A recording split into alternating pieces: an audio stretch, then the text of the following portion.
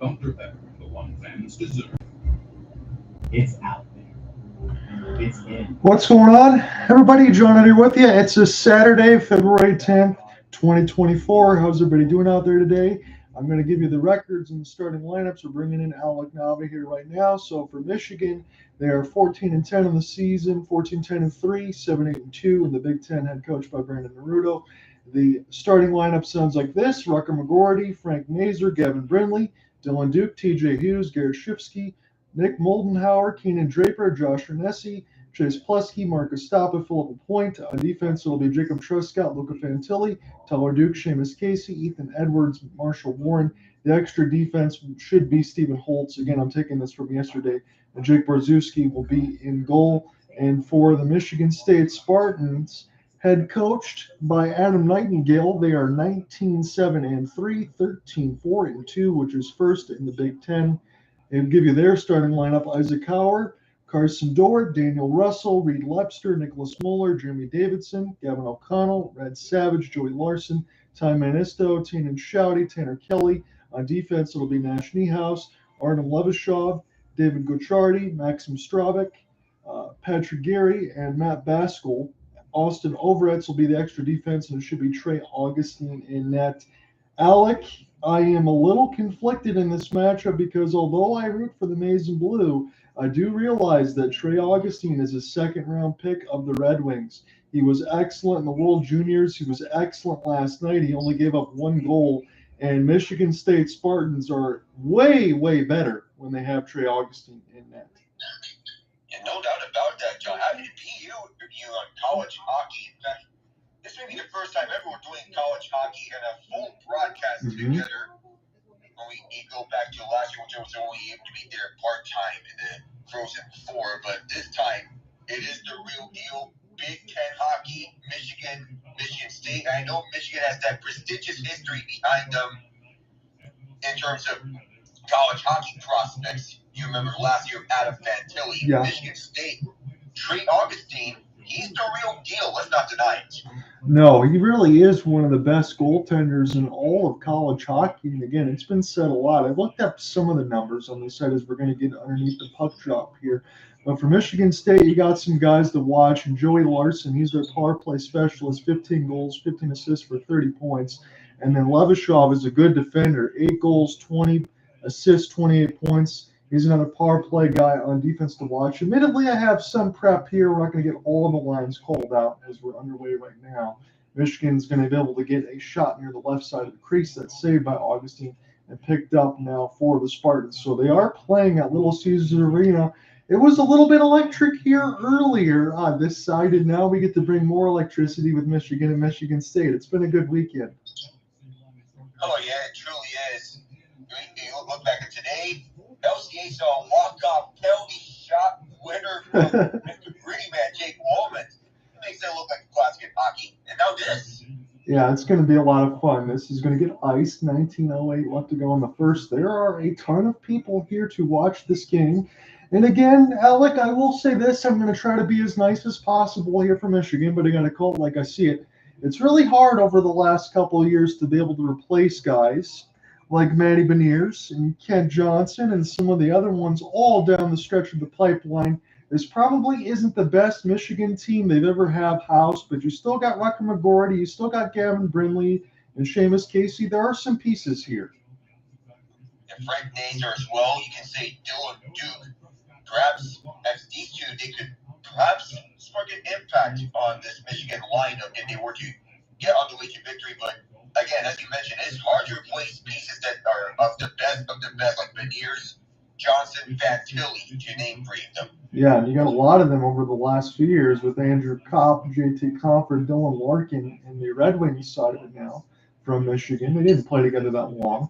This is trying to get picked up now near the left side boards, and Trey Augustine will stop it in behind his goal crease. Make a good outstretched pass. This might spring Howard off the backhand. This will be a good drop toward D. And a chance toward the net gets blocked by Michigan. Maize and Blue is there. Again, they got stomped pretty good yesterday, 5-1. And if Michigan, off the rushes, this gets saved by Augustine, if they want to get a chance to get this Iron D trophy, they would have to go 2-2 against Michigan State and even up their season series. That's the way it is right now. And again, when you have the goaltender of Augustine's caliber, you're in every game. That's the way it works. As this is picked up here for Casey off the forehand, trying to make a series of moves as this will go back in behind the net here to the right side dot. Michigan Brindley fires. This goes way around the end boards. As this gets settled back up for Rutger McGroarty, top line for Brandon Naurato squat. As this is put around the end boards here for MSU. They still can't get it out, however. And this is wrapped around the end boards one more time for Michigan. Before this is played off the embankment, Michigan State will find it. Go ahead and pick this up for a moment before Michigan intercepts. And drop near the right side dot. Here's a chance for the deflection, and State is there. They're going to try to push this one right to left. They are in the green and white. They are technically the home team for this game because they did play at Yost yesterday and got a big-time road win. As this is sent across the red line now, and Nightingale squat's going to go ahead and take a change. So for Barzewski, again, his numbers this year for Michigan, 12-9-3, 282 with a 909 and a shutout. That's not too bad. But Trey Augustine, 17-6-2 with a 291, 916 save percentage, and 3 shutouts. As we only have a shot on goal so far between both teams, as this gets iced with 16:39 in the first. And Michigan State, they set a record for most single-season Big Ten wins in their program history with 12, and it's still counting when they set that single-season record of note. Alec, I'm going to go as far to say, again, we get to watch Minnesota, we get to watch Quinnipiac like last year when they beat Michigan, some of the other big-time programs. Hell, you covered a lot of it with Macklin Celebrini on that side, but do you honestly think, because I'm going to say this, I do, I think Michigan State has a legit shot when they get in the tournament. Yeah, I think they have a legitimate shot. I don't know where they're going to be placed among the East, West, Midwest, or North, but they still have a legitimate chance in making it all the way to the national championship game, perhaps. Yeah, this could be one of the best seasons in program history. And like Alex said, the Big Ten side of it kind of already is on that end, and they really played well. Here's a slap shot and a good save for Augustine as things are starting to get a little physical. There was a big-time board hit. Levshunov is there. Shouty is there for Michigan State as well. I think it would impact Michigan if they can try to get Levshunov off the ice as much as possible because he is one of the better defensemen that we have in the league. But, man, that was a big-time hit near the right boards. Yeah, already 2 hits between them, especially since they're rivals. You know they do not like each other no matter the sport. If it's football, basketball, even ice hockey, getting over the near corner, starting things out, and then Michigan State continuing the physicality with 2 straight hits in that sequence. It wouldn't. The right circle. You're right, and it wouldn't surprise me. And I'm just speaking from experience. I know it was several years ago, about 4 or 5 years ago. I was able to go to Yost to watch Michigan play Minnesota. There were 3 fights, and yes, I understand there's full cages and things like that for the mask, but it would not surprise me if we would see things get a little physical if this game does get out of hand, just like the hit we saw that Tress got through, as this is near the right side board. So expect that between these 2 teams, as Alec had mentioned to you just previously, as this is put around the end boards again across the wall. Shots on goal are pretty low right now. It's 2-1 in favor of Michigan. They're the 11th ranked team in the world and 9th on the other side for college hockey for Michigan State. That's a very long time that I can remember a single-digit number next to the Spartans, but they definitely earn it. As this is near the right side, open near the right side, and picked up for Augustine with the left pad as the rebound squirts away near the dot. Another gigantic hit near the left side, and Baskel very slow to get up. Oh, this is when we expect things to get more and more ugly. I'm behind you, admittedly. Oh, yeah, that was a gigantic hit. That's a far corner hit. Baskel, he certainly felt the impact. Man, oh man. So again, maybe I'm a little bit ahead of Alec Vision even on this side. I think my Big Ten might stream a little bit faster. Baskel's going to have to maybe get the smelling salts, and that's no exaggeration. Just hope he's okay out there as Nazar tries to go ahead and win this draw. This is near the severe side for Brindley, and this will be knocked away a couple times. Nazar tries to find it, but this will be with the Spartans. as he'll have an opportunity with Dorwart. Go ahead and make this pass ahead. He's pretty good at the center side as well. I'll try to give you some more points sprinkled in from what I saw. Again, it's not going to be as many name call-outs for not being as familiar with everything, but I do have the rosters in front of me, courtesy of College Hockey Inc., as this is picked up now near the left side dot, and Augustine will make a snap save near a shot near the left dot as whistles will draw again, 14:54 in the first. We speak of the physicality. Now that we look back at that hit from Philippe Lapointe on Basco, it would not be surprising if perhaps if this gets even more intense, that perhaps maybe two of these players would drop the gloves if this gets a little more escalated, say, all the tension, the franticness. I think so, Alec. And again, I just want to throw this out there for a camera shot. Does head coach Brandon Naurato kind of look like Luka Doncic? I haven't seen much of him, but what you say says it goes. Okay, because sometimes we see doppelgangers here. Here's a breakout. Oh, it gets denied. Michigan State had a breakaway opportunity. A save by Barzuski. It was Russell that got robbed. Well, I'm about to get this now. So initially a partial break. There's nobody was right in front of Daniel Russell after receiving that bank feed. 14:31 to play. He was all alone right to the front of that. Nice save by Barzuski. But so far, Michigan State, they're having a little slow with Michigan having to open the shots. They may be due for shots. And Isaac Howard was one of those ones in the World Juniors that had about 7 goals in that tournament. That was a great-looking setup there on that end. As Michigan wins a defensive zone draw, this will get dumped all the way down the ice, and this will be blown dead against the Wolverines. Again, good action. It only really counts as their second shot on goal. But Michigan State, they had 5. I know they had a couple empty netters yesterday, but they kind of took control of the Wolverines. And sometimes it's not about the number of shots you put up. It's about the quality of shots at times that you get right at the net. Absolutely. So this will be Michigan leading the all-time series 180, 141, and 24. Most played rivalry in college hockey. It's the Wolverines and Spartans. It's at Little Caesars Arena. They did play this at the Joe a few times before they got the new arena. Affectionately maybe called the Pizza Palace, but I don't like that one, as this is put around the imports now for Michigan, as they will take a look off the backhand. Spartans try to find the intercept as this gets knocked away from Brindley a couple times, and the Spartans will have it now in their own end. They'll make an outstretched pass that Michigan is able to pick off near the right side, and this will be picked up one more time for the Spartans, as the player that absorbed the hit on that side for Basco was the one that made the play previous, and now right down the middle could be a jailbreak for a long wrister. Barzuski will hold with 13:35 left to go in the first, and they're just going to jump on these whistles and make sure nobody gets involved with the fisticuffs. Oh, John, you mean to tell me that I'm looking through college hockey rivalries, and this is the most played one over some other rivalries such as Boston University and Minnesota, Minnesota versus Minnesota State, BC versus BCU? I'm telling you that's what the numbers say on that side, but maybe the all-time as far as the teams in front of me. Look over the last few years, I'll say this, Alec. Michigan has had a ton of heavy talent. Michigan State, not so much. So maybe some of this might be a little overplayed.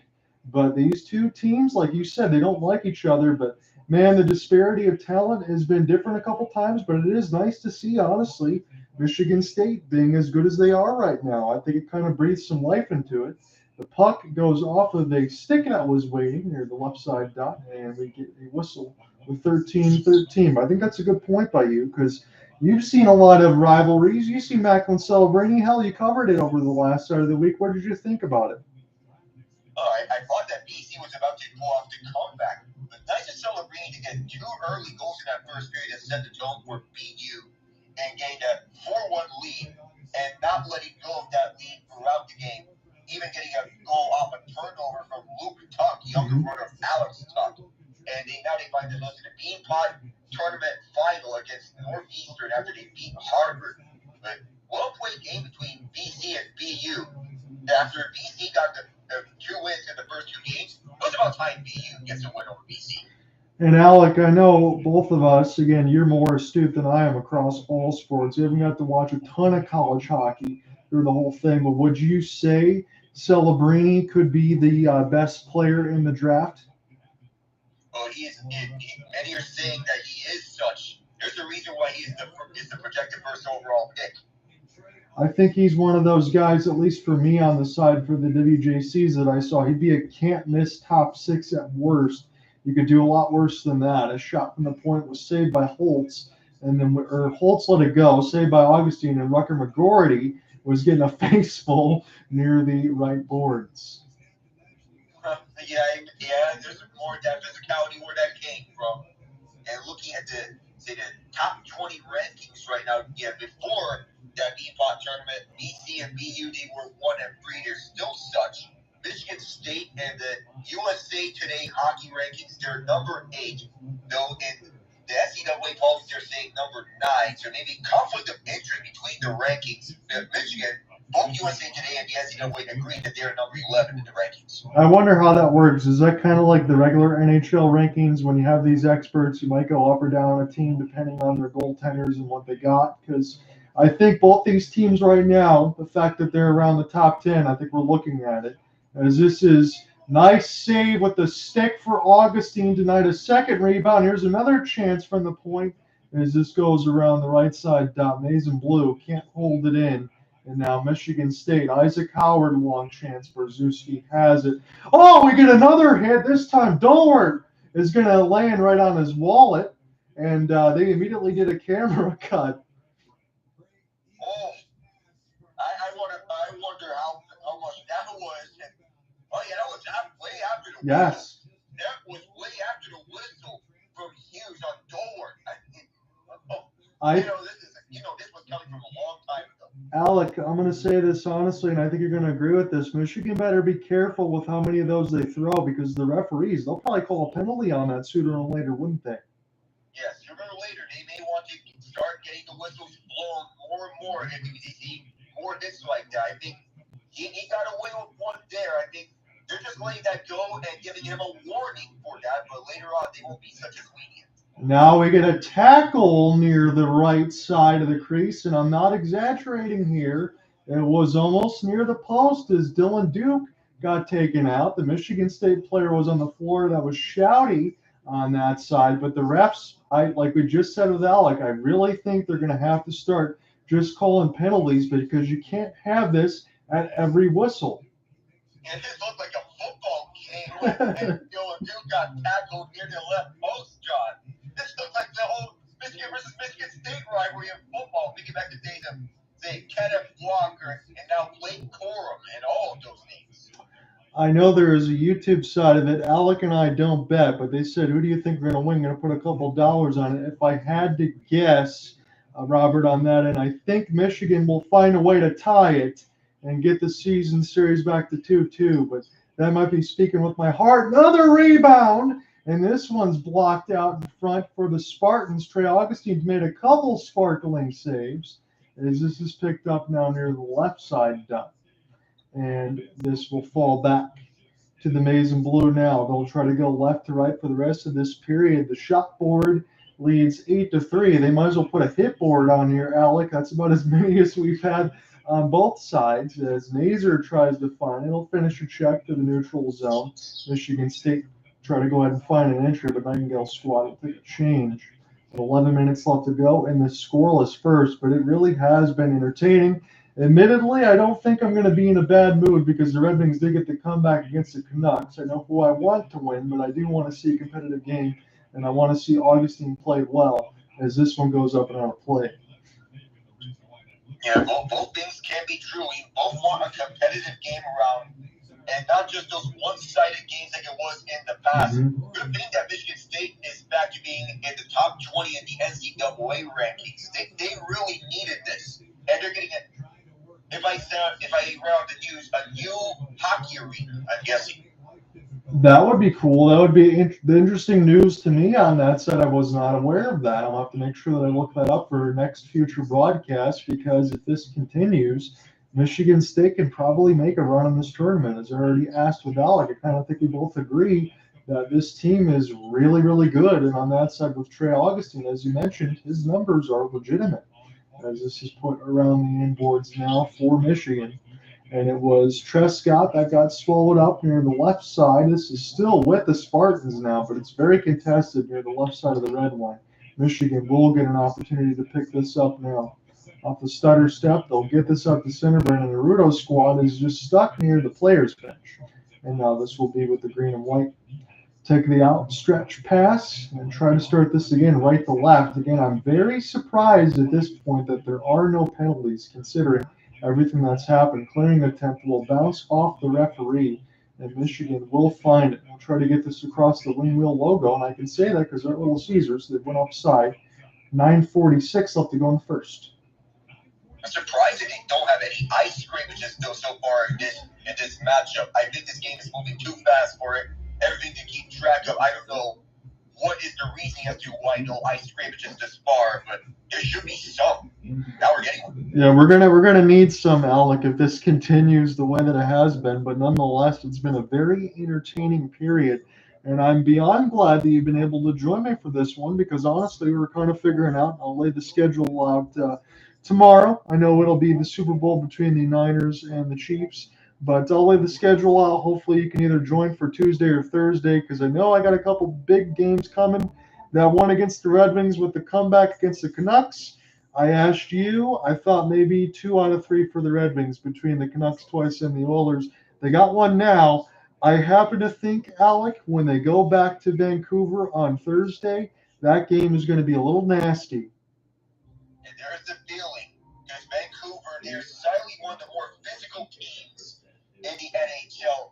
People are asking how tough are the Canucks are when it comes to playoff time. Mm-hmm. Well, they've proven themselves to be very physically tough. Yeah, they have. Again, I think Lucas Raymond got away with a little bit of a sell job there in the Nikita Zadorov hit. There were some Canucks fans that were none too pleased about what happened. You don't like the celebration on the penalty shot, so I'm just saying I think there's going to be ammo thrown out on the Thursday's game.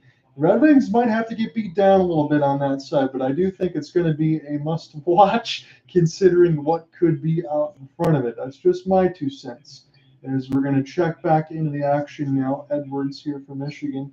Going to get some words here from Brandon Naurato. Again, we're still scoreless here. This is the Iron D Trophy on the line. Michigan State did win the first in this inaugural tournament in 2016. Ever since then, it's been all Michigan, but this is the time right now for the Spartans. They could go 3-1 against Michigan in the season series and win the Iron D Trophy for the first time in pretty much 7 seasons. Pretty much. Michigan State, glad they're having this breakout, if we're being honest. Mm-hmm. For time, Michigan seems to have been dominating this and making this into a one-sided rivalry. Kind of like how the Penguins and Capitals rivalry went up until 2018 when the Caps won it all. But now that Michigan State is fighting back, it's competitive once more. Yeah, it is. And as you said, Alec, it's all about the talent levels that you have on the ice. And it's good to see that even the Spartans are able to get some players from overseas, like we talked about on the defensive side from Levshunov, who was really good. Here's a race for the puck. Drop pass. Oh, this gets blocked out in front. Somehow this doesn't go in. And now we're really getting some pushing and shoving. Keenan Draper is trying to make something happen here. Well, would you guess it? About more pushing and shoving. Somehow this one was partially blocked, and then the net coming off afterwards. This is worth the popcorn, John. We need more of this.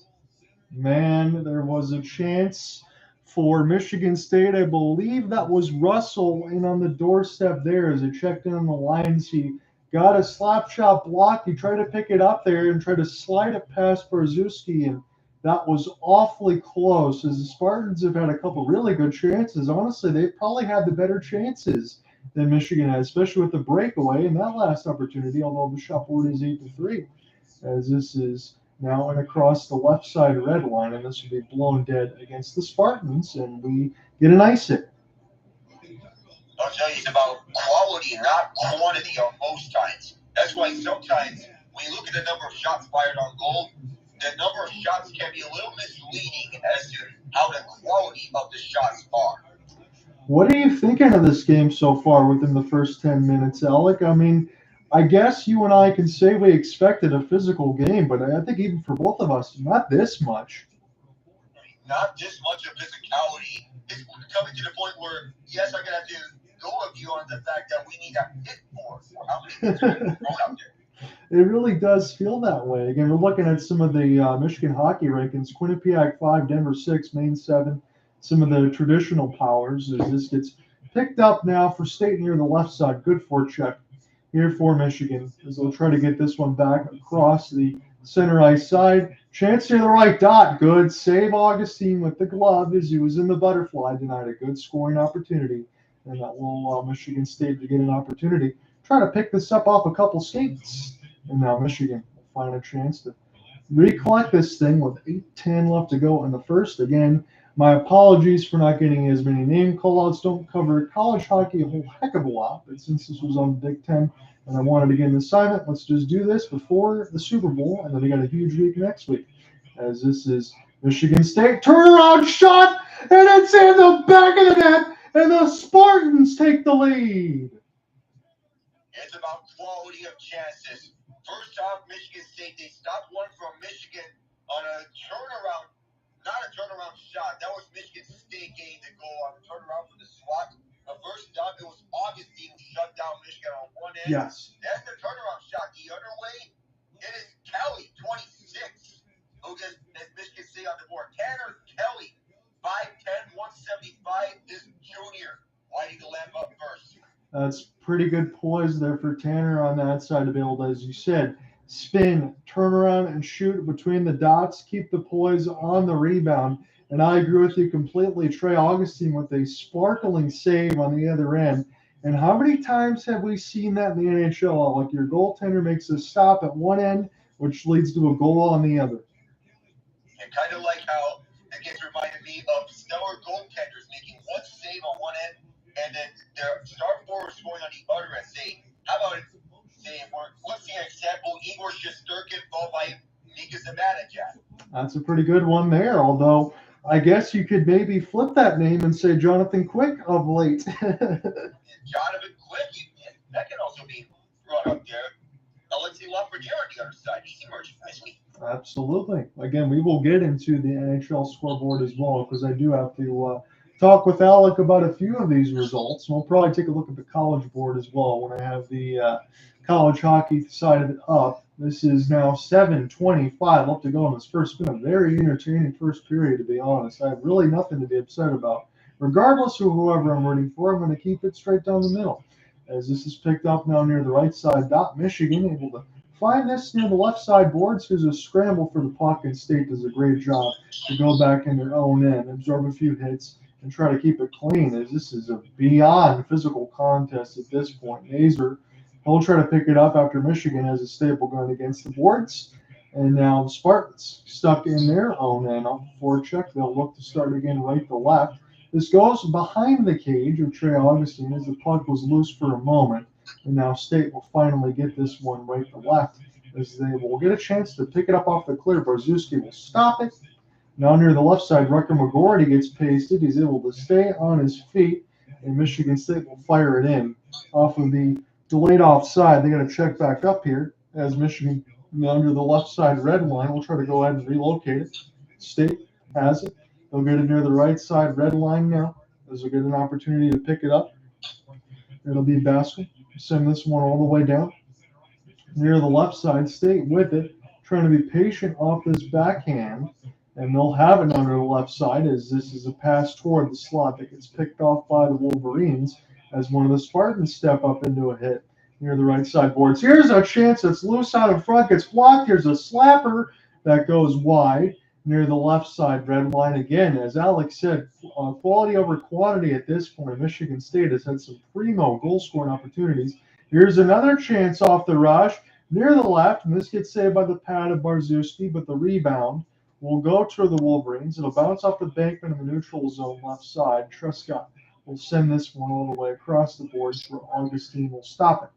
5:30 left to go in this first as this is picked up off a couple skate blades. Michigan now Try to get this near the left side of the red line as they'll go ahead and take a look. That was Dylan Duke as this is rushed in now near the left side of the boards. Michigan put this around the kick plate, just hold it in the right side blue line. State trying to watch as this is a backhand. Good couple stick chops there for Michigan State to deny the space. One-timer blocked out in front very nicely by the Spartans defense. Turnaround chance, the same. Michigan working in behind the net now, trying to make something happen. Here's a clapper from the left circle. Stick is broken completely. And Michigan now trying to play defense without a stick. One of the forwards will take a change. Number 77 here for the Wolverines had it completely just explode out of his hands. As this is now for Michigan. Again, the shot blocks, Alec, for the Spartans have been excellent. I'm going to let you jump in a second as a shot from the rush gets intercepted and saved by Brzezinski. But what action have we had back and forth? That's a lot. I'll tell you, John. That's a lot that we've been seeing, especially the broken stick on the release. At first for Michigan, that was as unfortunate as it can come. It's not like it was a bad scoring chance or anything. It was open, way open. Nobody was defending 77 Marshall Ward. And Tiernan Shouty got the last chance. It was in the little slot right off the rush for the Spartans. Again, for some unfortunate play, as Alec just said, I would agree a little bit with that for Michigan on that after broken stick and some other things. You do have to say, I think both of us would agree, Michigan State has been the better team this period. Would you agree? I would agree with you. As this is put around the inboards here, Tanner Kelly has it now. He's got the opening goal for the Spartans right now. Again, they're fresh off of a 5-1 win at Yost, and now they're at LCA. Here's a chance off the rush. Brzezinski down, makes the save, and now everybody is getting into a scrum in front of their goaltender. This is not going to stop. No, absolutely not. This is going to take, say, a couple minutes, 2 or 3 minutes for them to get separated at the very most. They're pushing and shoving right at each other. They're destroying each other's throats. Everyone may be shouting in front of them, fight, fight, fight. Like their gloves are going to be dropping anytime soon, but we're not seeing that. We're not seeing it yet, Alec, but I still think it's going to happen. Brzezinski was down. He was doing a half snow angel here on this side as there was a mad scramble out in front. The rebound went to Brzezinski. The Michigan State players were shoving away at a loose puck as you would expect that they would. Tommy Manisto was there, and all of a sudden there were 4 players putting him in a headlock, and now we are finally getting a penalty. It's about time. And this was long overdue. We were waiting for the moment this was going to happen. I guess this was going to be, it's going to be coincidental minors, 2 each for roughing on Tanner Kelly and Philippe Lapointe. So they went at each other's throats, and it was about time penalties were going to be called. Thank you for the names and corrections and all that stuff on there, Alec. I'm going to try to pull up today's box score, if that is there on the college hockey side, just to go ahead and throw whatever I see out there as well. I'm using yesterday as far as the forward side, and we'll try to get the live one when I get a stoppage here. With 4:08 left to go in the first, I got Alec Nava here with me. I'm sure we'll probably split in the play-by-play as well if you want to do that in the second period, and then we'll try to take the customary third. We'll redo this draw again. It's 4-on-4 for 2 minutes. Again, Alec and I are in complete agreement that it's about time that this has been the case as Michigan State wins the offensive zone draw here. See what they can do with more space on the ice. They already got a 1-goal lead. If they can make it 2, that would really cement everything. We know what they're doing right now on the 4-on-4. They're trying to put a screen right in front of Brzezinski, and that is the right thing to do on that. So trying to obscure his vision. That's the same thing Michigan's going to have to do to Trey Augustine, because I believe anything he sees, he's going to be able to save.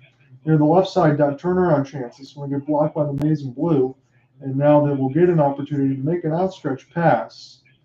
Try to play it in between his legs, did Nazar for some reason, to the neutral zone, and now this is State with the puck in their own end. 3:25 left to go in this highly entertaining first period. It's an opportunity for Tanner Kelly. He scored the lone goal of the game so far. We're sitting at a 4-on-4 with 1:05 left to go in it, with 3:10 left to go in the first stanza, as Michigan State makes a nice play off the back pass. But here is Michigan. Get an opportunity here. Try to figure out what's going to happen with the R&D trophy, but really Michigan at this point, Alec, for me, needs to get a few more wins, they put themselves in better standing when they get into the tournament here in a little bit, because the Big Ten season is probably 7-8 games away from being done. As this is put around the inboards now, near the left side red line. Michigan getting a chance to recollect here for Gavin Brindley. His outstretched pass. Can they get enough space here? No. Michigan thought that they were going to get a hook on that side, but not called. 25 seconds left to go on the 4-on-4. Here's a great battle for the puck. Michigan State's going to win it. As this is near the right side, a backhanded pass near the dot will get picked off now for the Wolverines. As Spartans will intercept. This with 10 seconds on the 4-on-4. Power move to the net, and this is a good finish of a hit. Looks like the 4-on-4 is not going to be fruitful at all right now, as this is picked up at full strength, trying to get played off the backhand for the Wolverines. The puck is bouncing up in the air, and between a couple of skate blades, where is it? This falls off the backspin. Michigan with it now, near the right side of the red line, as they'll come together across the boards. Spartans trying to pinch off the back check. And now 1:45 left to go in this first. This will be in the end of the Wolverines, and they'll make a couple passes here. As Luca Fantilli will hit this one across, and it'll be dumped in. Augustine looking toward the right side of the butterfly, as this is the Spartans one more time. Now near the right side boards, Michigan trying to end this first period right, as they have Seamus Casey will send the pass ahead. They can't hold the blow line, however, as the Spartans clear it out. 1:15 left to go in this first. It's an opportunity for Seamus as he gets pinned across the left side boards. Puck will get loose, and the Spartans will have it in their own end. Again, Tanner Kelly's got the lone goal of the game right now. As this is sent down the ice. 60 seconds left to go in this first period. If we get more like this, Alec, I think we're going to be in for a treat, as this is near the left side wall. Finish off a couple hits. Spartans and Wolverines pinned in the defensive zone of Michigan State right now, but they will find a way to get this into the neutral zone, but not before Michigan intercepts. Trying to play this as lock and key. We get an offsides and a late hit. 37 seconds left in the first. And sometimes you wonder how much penalties are going to be called here soon, because we may have seen arguably a missed penalty early for a missed hook, and then we get a late hit, perhaps after the offside whistle. Howard, he got demolished at that blue line. Yes, he did. This has been a very physical contest here. Shots on goal are 12-5 unofficially on the college hockey board, but again, that is a little bit behind at 12-9 in this game, real live time. If they have anything else as far as penalties or stats, we can relay those as well. I did pull up that box, so that's going to be a little bit delayed, as this is 15 seconds left to go in the first. This will be the Spartans. This is a chance for a 2-on-2, and Michigan able to just knock this away. They'll have time for one more rush. Down to 5 seconds. Here's a long wrister. Augustine with a stick save. And at the end of one, Alec, it's a 1-0 lead for the Spartans. We get another late hit at the end of the period. But officially, that's going to end the first 20. And that's a pretty good first 20. Yeah, for what it's worth, good showing, especially Michigan State. After one period, that was a late shot. I think that was after the whistle, and Brindley, I think it was the one who took this shot and then took the punishment before that with the late hit afterwards. But nonetheless, for Michigan State, they've dominated play despite them being outshot in the shots totals. But they've taken control of the puck. They have not turned over the puck. Right. And they've generated more chances and getting that turnaround shot that went into the back of the net. That was the only tally. It was Tanner Kelly. But good chances by Michigan State. They've emphasized this throughout to clean up everything. I agree with you completely, Alec. I don't even think there really is anything I want to add to that, because I know yesterday we weren't able to watch the game because it was on Big Ten Plus. We get a chance to watch it on the Big Ten Network now.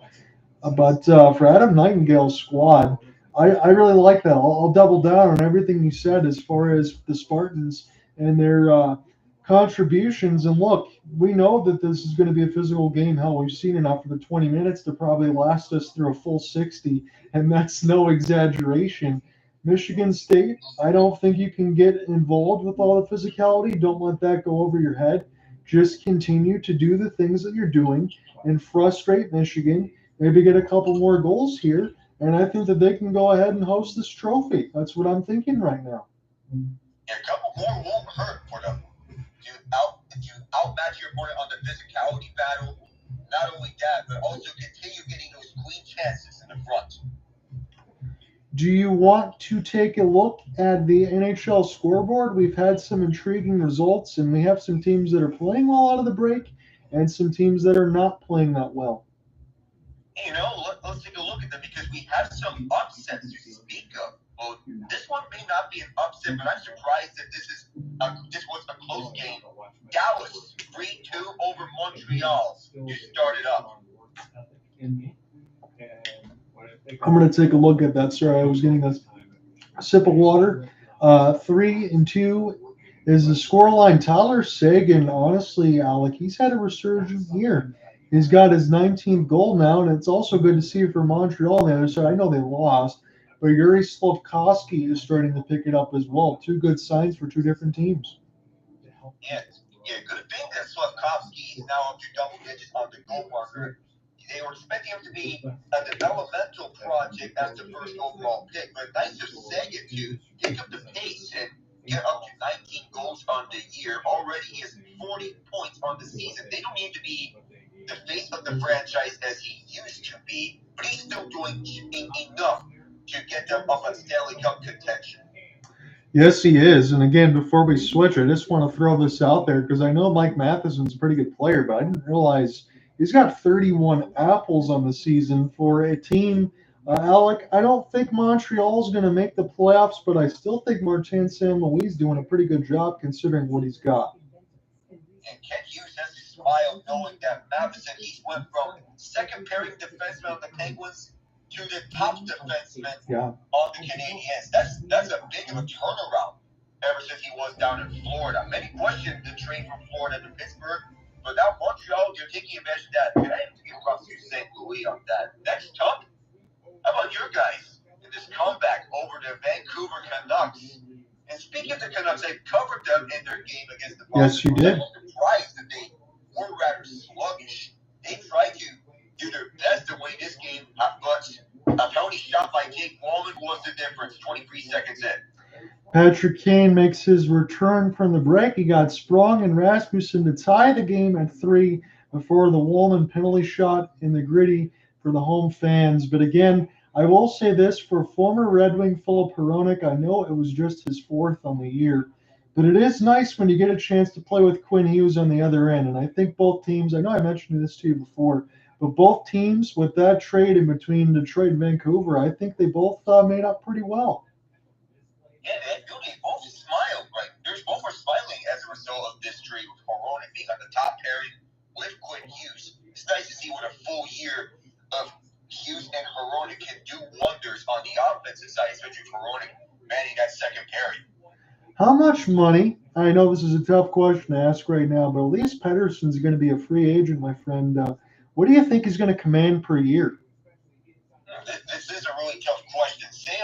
They may be going as much as, say, north of $10 million. Yeah. I'm not going to speculate on this, but 10 or 11 million could be the maximum. That's what I'm thinking on that side because I mentioned this before when we were all in here, but I still think, yeah, obviously you want to get a deal done. Patrick Oldin will do the best he can to get that done, but that's also why I think you make the move for Elias Lindholm. Try to get better now, but I mean, if you can't afford somebody like Elias Pettersson, then you certainly got to move him and get something. But I imagine that'll be the first thing that they will try to figure out. I just got to ask you this, though. I know the Penguins and the Jets are in the middle of the action, but I'm going to hold on that for 1 second because I want to look at one final in particular. The Avalanche do not have any points in the first 3 games from the brink. They get spanked by the Panthers. They lose 4-0. That might be a surprise there because the Panthers, I know they're really good, but man, this feels like deja vu going back to the Boston-Vancouver game. Yeah. I don't know what happened to the Avalanche or the Canucks out the break, but they looked rather sluggish against Panthers and the Bruins. There was just a bunch of nothing. But it's nice to see Sergei Bobrovsky get a 35-save shutout on the Avs. nonetheless. Yeah, because I want to add to that 1 second. You got Verhaeghe, Reinhardt, Etulusterainen, and Alexander Barkov, all 4 goals on that side from 4 different players. But Alex Georgiev, he didn't have a bad game either. But the thing is, it was 39 out of 43. And if I'm Colorado, you mentioned the Bobrovsky 35 save shutout. But I'm Colorado's defense on the other end, and I give up 43 shots in a game. That's not going to get it done for Jared Bednar's squad. It's not. The one shocking stat line I'm seeing is that Sam Reinhart, he's on pace for 62 goals on the year and has more power play goals than 6 NHL teams this year. Who has this on their books heading into the season? I don't think anyone has that on their books. Alec, I don't want to put the spotlight on you, but was he on another team before he went to Florida, or is he just exploded? He was on Buffalo before he was acquired by Florida. There's a trade that sent Devon Levi as well to Buffalo. That's what I was thinking of, because I thought he was on another team before that. Now Buffalo, like, he's kind of turned himself, Reinhardt, into last year's Tage Thompson. I really think I don't know if that's an apropos comparison, but honestly, as much as they were scoring goals from last year to this year for Tage Thompson, I think Reinhardt's doing the same thing now. Yeah, he is. I mean, he's turning into Thompson and Ted some. Not only on the power play, but also shorthanded. So here's another surprising result. I know we were speaking of surprising ones. The Caps, they get a 3-0 blank of the Bruins. They badly need points. They're able to get it done. I guess Ovechkin does get one on an empty net, but it's Oshie on the power play, Dylan Strome, Jeremy Swayman 25 out of 27, which is not too bad, but Charlie Lindgren. And the Washington defense holds Boston to just 18 shots. That's another surprise. When we speak of surprises, normally we see Boston dominating, but in this case, Washington slowed them down and just played them to their level. Low scoring and a close and uncomfortable game that Boston has to go through. And for Ovechkin, now that he's at 834, 60 more until he reaches the all-time record, 61 until eternal immortality.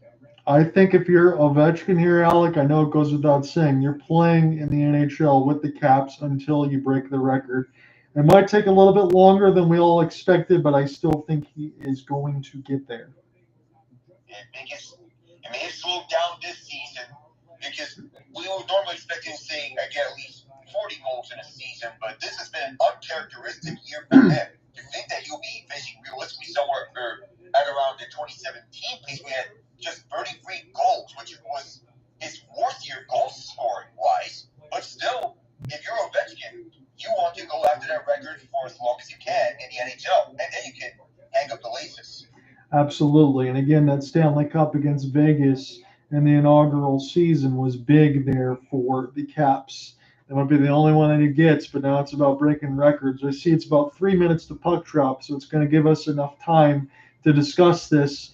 Alec, I'm not going to go through the entire injury because it was gruesome, but Mikhail Sergachev, just a couple days ago, man, that was a rough hit he took near the right side boards. It looks like he's going to be done for the year. The reason why I'm speaking of that, Tampa gets looks like monster win. They're up 3-0 against Columbus right now. I don't think that they're going to lose it. It's Stamkos, Cirelli, and Paul. They need these 2 points. They're starting to fall a little bit in the race. How do you replace somebody like Sergachev? Is it possible? And because I've thrown it to you like this, we talked about Tanner Jeannot before. I've seen some of your tweets. Again, they had to re-sign him considering everything that they gave up.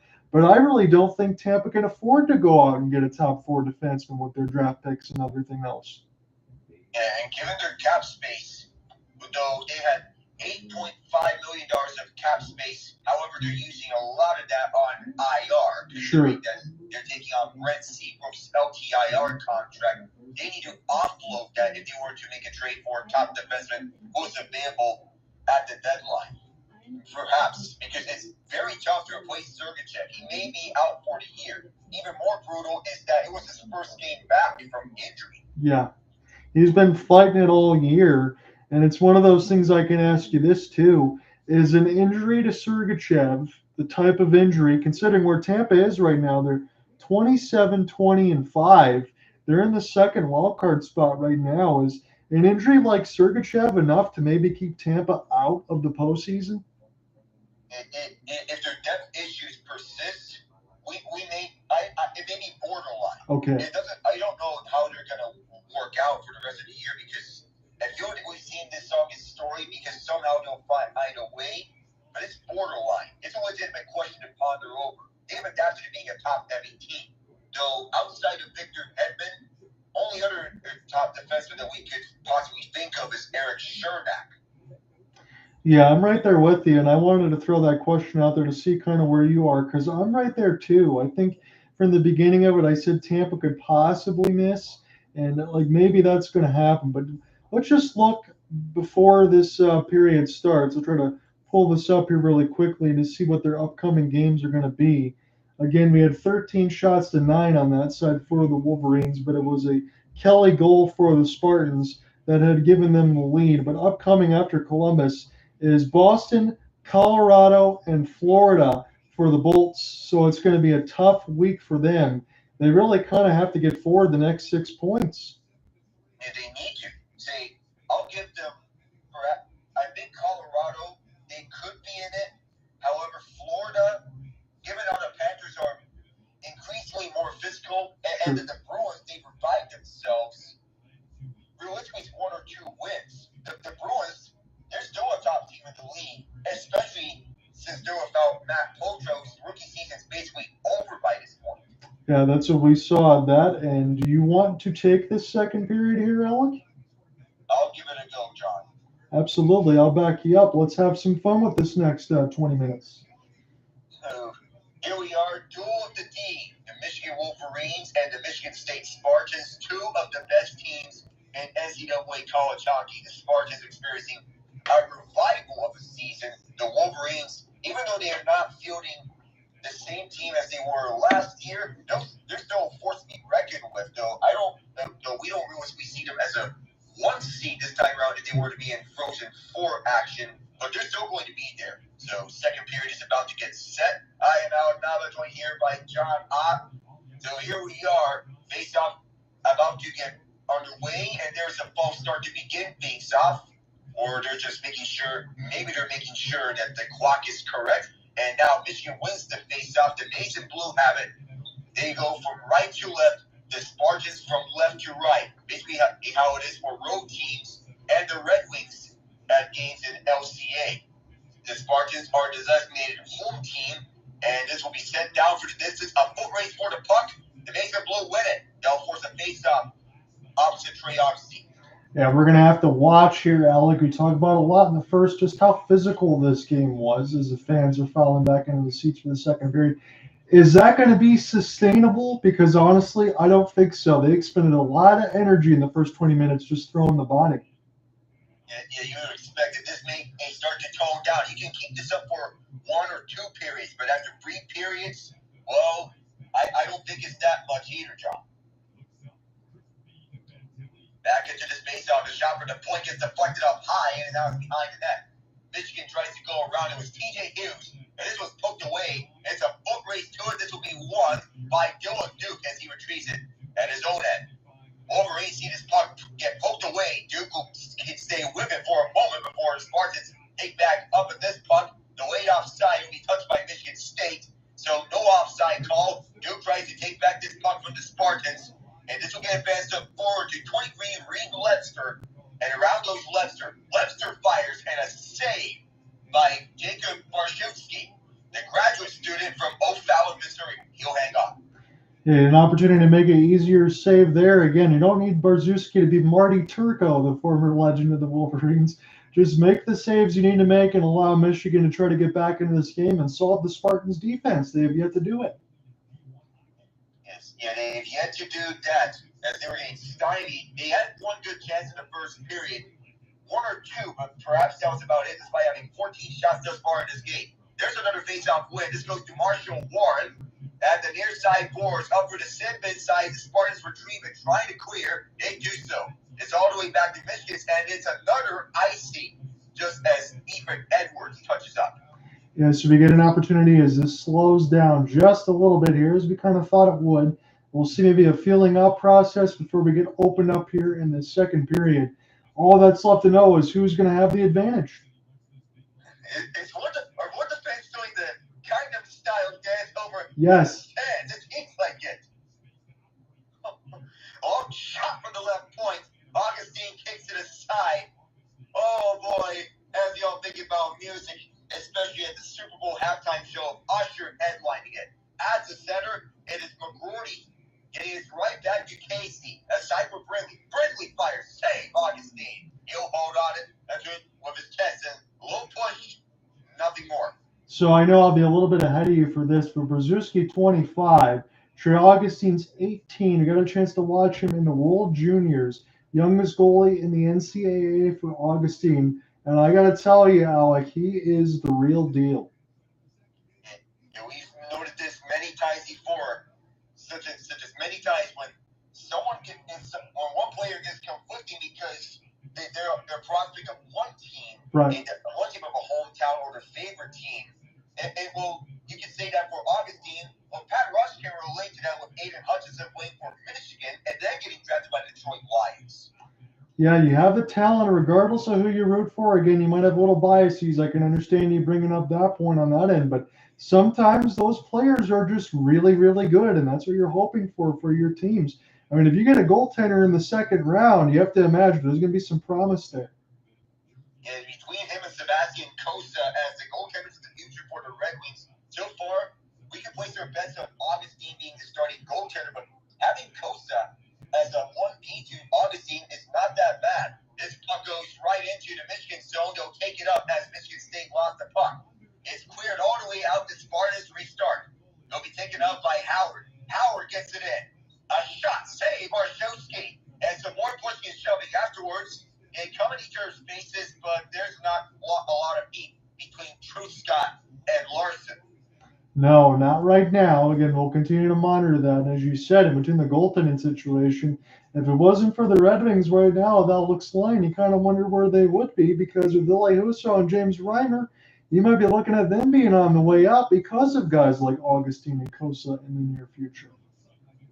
Yeah, down the road, this is the important stretch for the Red Wings about goaltending. It's the final piece to the puzzle for most teams. You need solid goaltending to take you over the top. Offense solely is not going to get you all the way entirely, but that's what the 2022 Colorado Avalanche did. Good, keep it here by the Wolverines, but they're going to say this is offside. There was an attempt from Chase Plesky. I think, Alec, on this side, you're going to see it now, but there's a little bit of a hold there for Nash Nihos on that side for the Spartans. So it looks like Michigan is going to go to the power play. Exactly what the Wolverines needed. They wanted to get back on track. A low hold, and that was Plesky getting held back. And Nihos, he was trying to argue, what did I do? Well, he did, and he knew what he was doing. See what happens. Go ahead. Go ahead. I would say we'll see what happens now, because you said about 33% of the power play for the Wolverines. They're very good at this. 35.5% is their conversion rate, one of the best power plays in the nation. That's basically more than the Edmonton Oilers' power play rate from last year. They're looking to get back, and in fact, they scored a power play goal just last night. Handled at the right point by Casey, who handed off. McGroarty goes down low, right in front of them. Bouncing puck goes out to the left point and out of the zone. He'll have to regroup. It is TJ Hughes who takes this up. The man who previously played for Brooks and the AJHL on the name of Hamilton, Ontario, will hand it off to Brindley. Gets tied up, and good defense from Tiernan Shouty. And the Spartans will get it all the way down. So early on, it's been the Spartans with their defense and their physicality that's been overwhelming the Wolverines. When we look back at the Frozen Four, Penn State did give Michigan a run for their money in that second round game. And then against Winnipeg, there was a different story. Out in front, they score! The Wolverines on the power play have tied it up. Dylan Duke, the marker. I was going to say this when you got a commercial break. I'm looking at my stats now in front of me. It's 17 goals and 17 assists for Duke.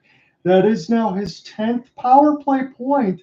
It's a chance near the left side red line, able to shovel it back and somehow beats Augustine from a bad angle. Michigan got the door open with the power play. They converted, just as you said, as much as they needed to. And guess who set it all up? That was Gavin Brindley. The number 4, and the draft pick out of Columbus, second-round pick. And he had Adam Fantilli. He'll be looking forward to playing with Adam Fantilli once again once he gets things over and done with here in Michigan. These two who are on the same line, and there's a distinction that they're best friends. Would you agree, John? I would. Again, there's going to be a lot of Michigan products. You got Ken Johnson as well. Columbus is full of them. And Dick Blankenberg, you mentioned another Michigan product. The Spartans are over at the Michigan end. Several hits, one of them behind the net. But the Wolverines will take this up. Here comes the Wolverines. As Warren can't get something, the Spartans take this back up.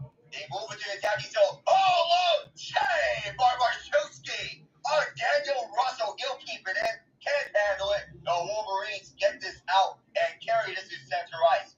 Taken up by 17 of the Mason Blue, Garrett Shifsky. And this is out of play, I believe. As it may have went off of Augustine and out.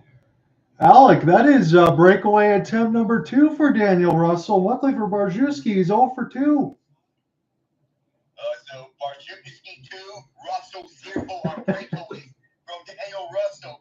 And I know when it comes to the hit markers, we've seen more hits. It's a main game. We're still going to ask when they're going to put up that hit marker. Honestly, Alec, it wouldn't surprise me as this puck is going to get iced. That the shot counter says 18-13. I think the hit counter would be somewhere pretty close to that. It's somewhere close because it's being filled with physicality. I know you're ahead of me. John Vision, as it is. We talked about Alec Vision now. John Vision or Otter Vision, whatever it is. I like that Otter Vision on that side, not to be confused with Jake Ottinger. I don't have as much talent as that, but that's still fun. We're just joking around with who's ahead, who's behind. Well, it's nice to make some jokes in the meantime. I got to tell you, this has been a really fun contest here. Honestly, I know Michigan State, and I appreciate you jumping with me in on the broadcast, but I think you and I can both look at this subjectively. This is just a damn good college hockey game right now. Yeah, 1-1 right now. It's a shot from Levshunov. Barszewski saw it, left circle, and some more pushing and shoving afterwards. We're getting surely entertained here. Yeah, we are. This really hasn't stopped. Again, the pushing and shoving now is starting to get closer to the things that we saw in the first period. As I mentioned, I don't know how much you can continue to expend the energy. You would expect it to die down a little bit, but maybe not. I think Alec's point at the very beginning of these two blood rivals, we're seeing this type of game. And look, it was a 5-1 result just last night. You know Michigan wants to turn it around. Yeah, they want this badly. You speak of rivalries. You know, sometimes, John, I wish that Pitt would have a hockey team. I know Penn State has one. Need to see the same thing from Pitt. That would be nice to see on that side, too. I'd love to get them having a hockey team, considering everything with the Penguins and all of that. It's a good hockey city. You want to see it. Yeah, you already have the PPG Paints Arena over in Pittsburgh, which is all set up. Yeah, I mean, Pitt football does play in their games over at Heinz Field, Acrisure Stadium. I still call it Heinz Field. Most Steelers fans do. Here's the Spartans inside the zone. And the trapper, Barszewski on the semi-one-timer on the wrister. High slot. He saw it all the way. Levshunov stopped again. I'm going to say there Levshunov gets robbed by Barszewski. That was a flashy glove save. I think that's his best save of the game, Alec. Yeah, over the Russell breakaways. Would you put it at that? Absolutely, right in that spot. Yeah. I'll be in that same boat with you. Barszewski, he's been playing sharp as ever with the Wolverines. So the Spartans, they keep it in. They're looking to test Barszewski some more. At the near corner, this gets passed around to Larson. And this is in control. Behind the net by Russell. Hand off to Larson on the tap pass to the left point. Shot deflected. This was kicked out partially by Barszewski. On a spin around, there's a hit. He got this goal from a potential 3-on-2 to just a 2-on-2 before the dump in, and Augustine will handle it behind his crease and set up Levshunov at the near boards, controlled by Red Savage, another draft pick by the Red Wings. Inside is Gavin O'Connell. O'Connell is stripped, but is held in. Who I believe is Maxime Sherbak. Sherbak is going to skate around. Sherbak can take a look. On the left circle, Barszewski was there. Keeping his in, it's O'Connell. O'Connell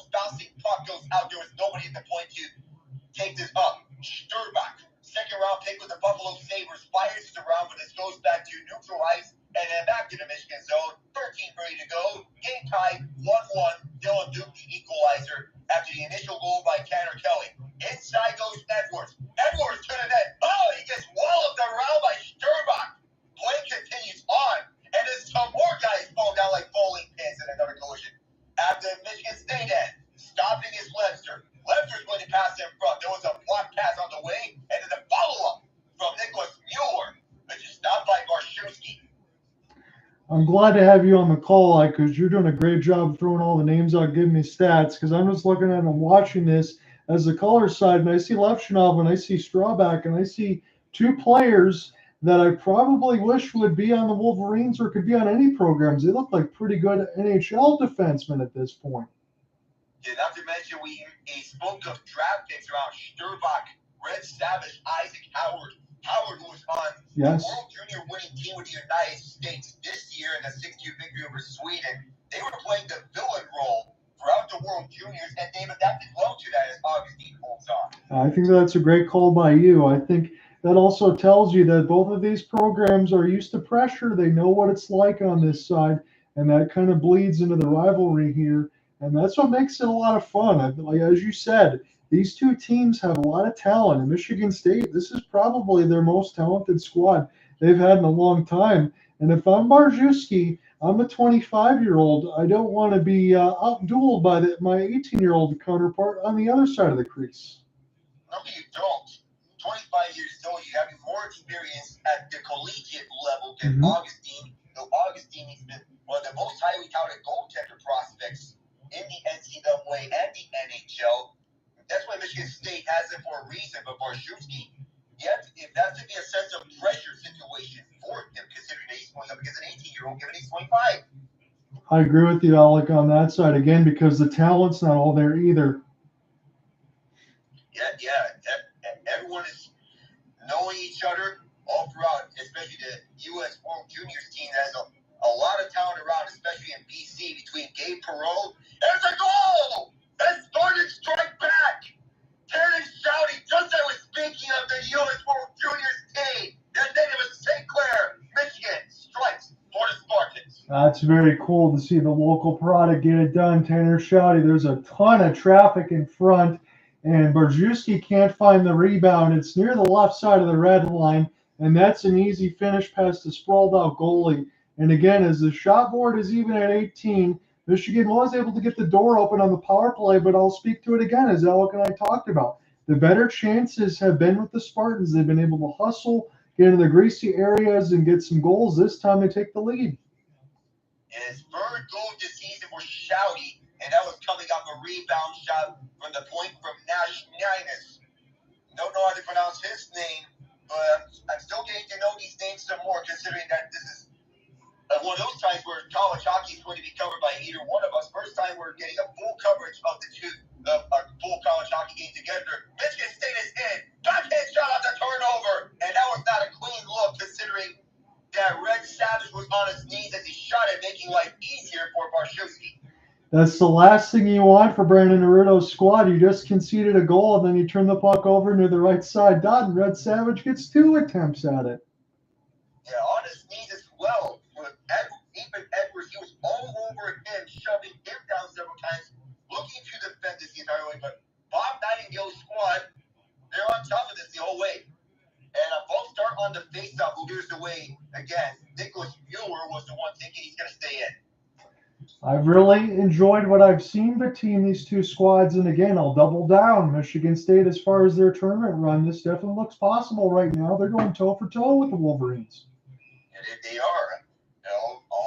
All he's strengthened, full strength. I'm tongue twisted. I mean, this game is getting so much of a goosebumps that even I'm getting affected by tongue twisters. Inside comes Jeremy Davidson offside on the Spartans with 11:41 to go. Yeah, I'm beyond thrilled, Alec, that you've been able to join me here for this one, because I think we've had a lot of fun with it, and I appreciate your expertise. It also picks me up because I don't cover a ton of college hockey. Honestly, if we get a chance on ESPN Plus and some of these other things, we might have to do some more, because some of these matchups seem pretty good down the stretch. ESPN Plus covering the Hockey East side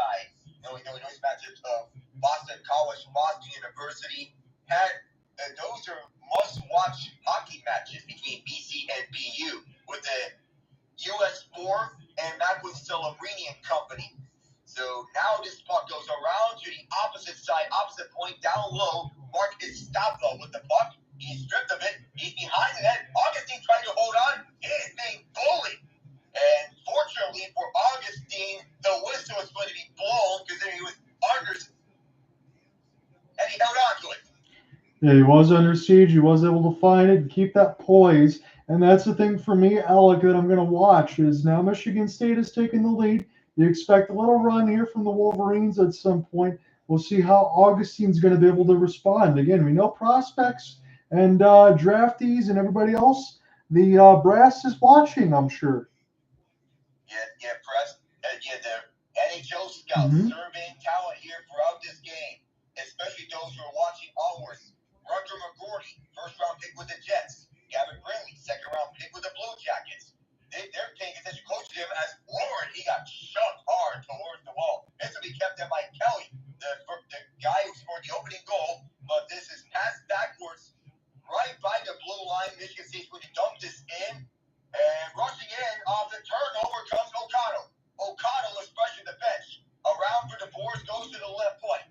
Cross point, it goes to Levshunov. Levshunov fires a long shot. It's blocked. He tries a slapper. This one blocked too.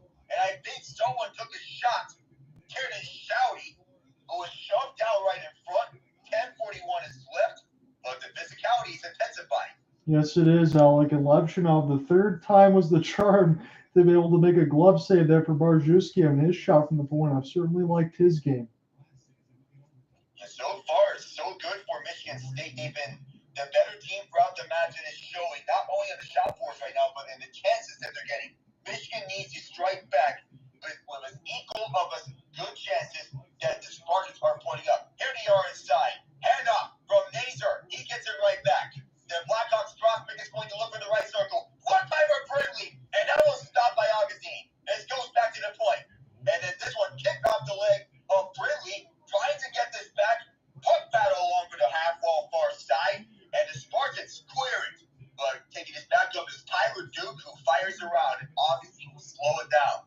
The Spartans looking to pick up the goal scoring and extend their lead to 2 goals, as this was tipped right back from Nazar. Nazar, who was trying to get this tie goal once more for the Wolverines, but somehow it remains a 1-goal game from the Spartans. That was so close for the Spartans to giving up a weird goal off the turnover.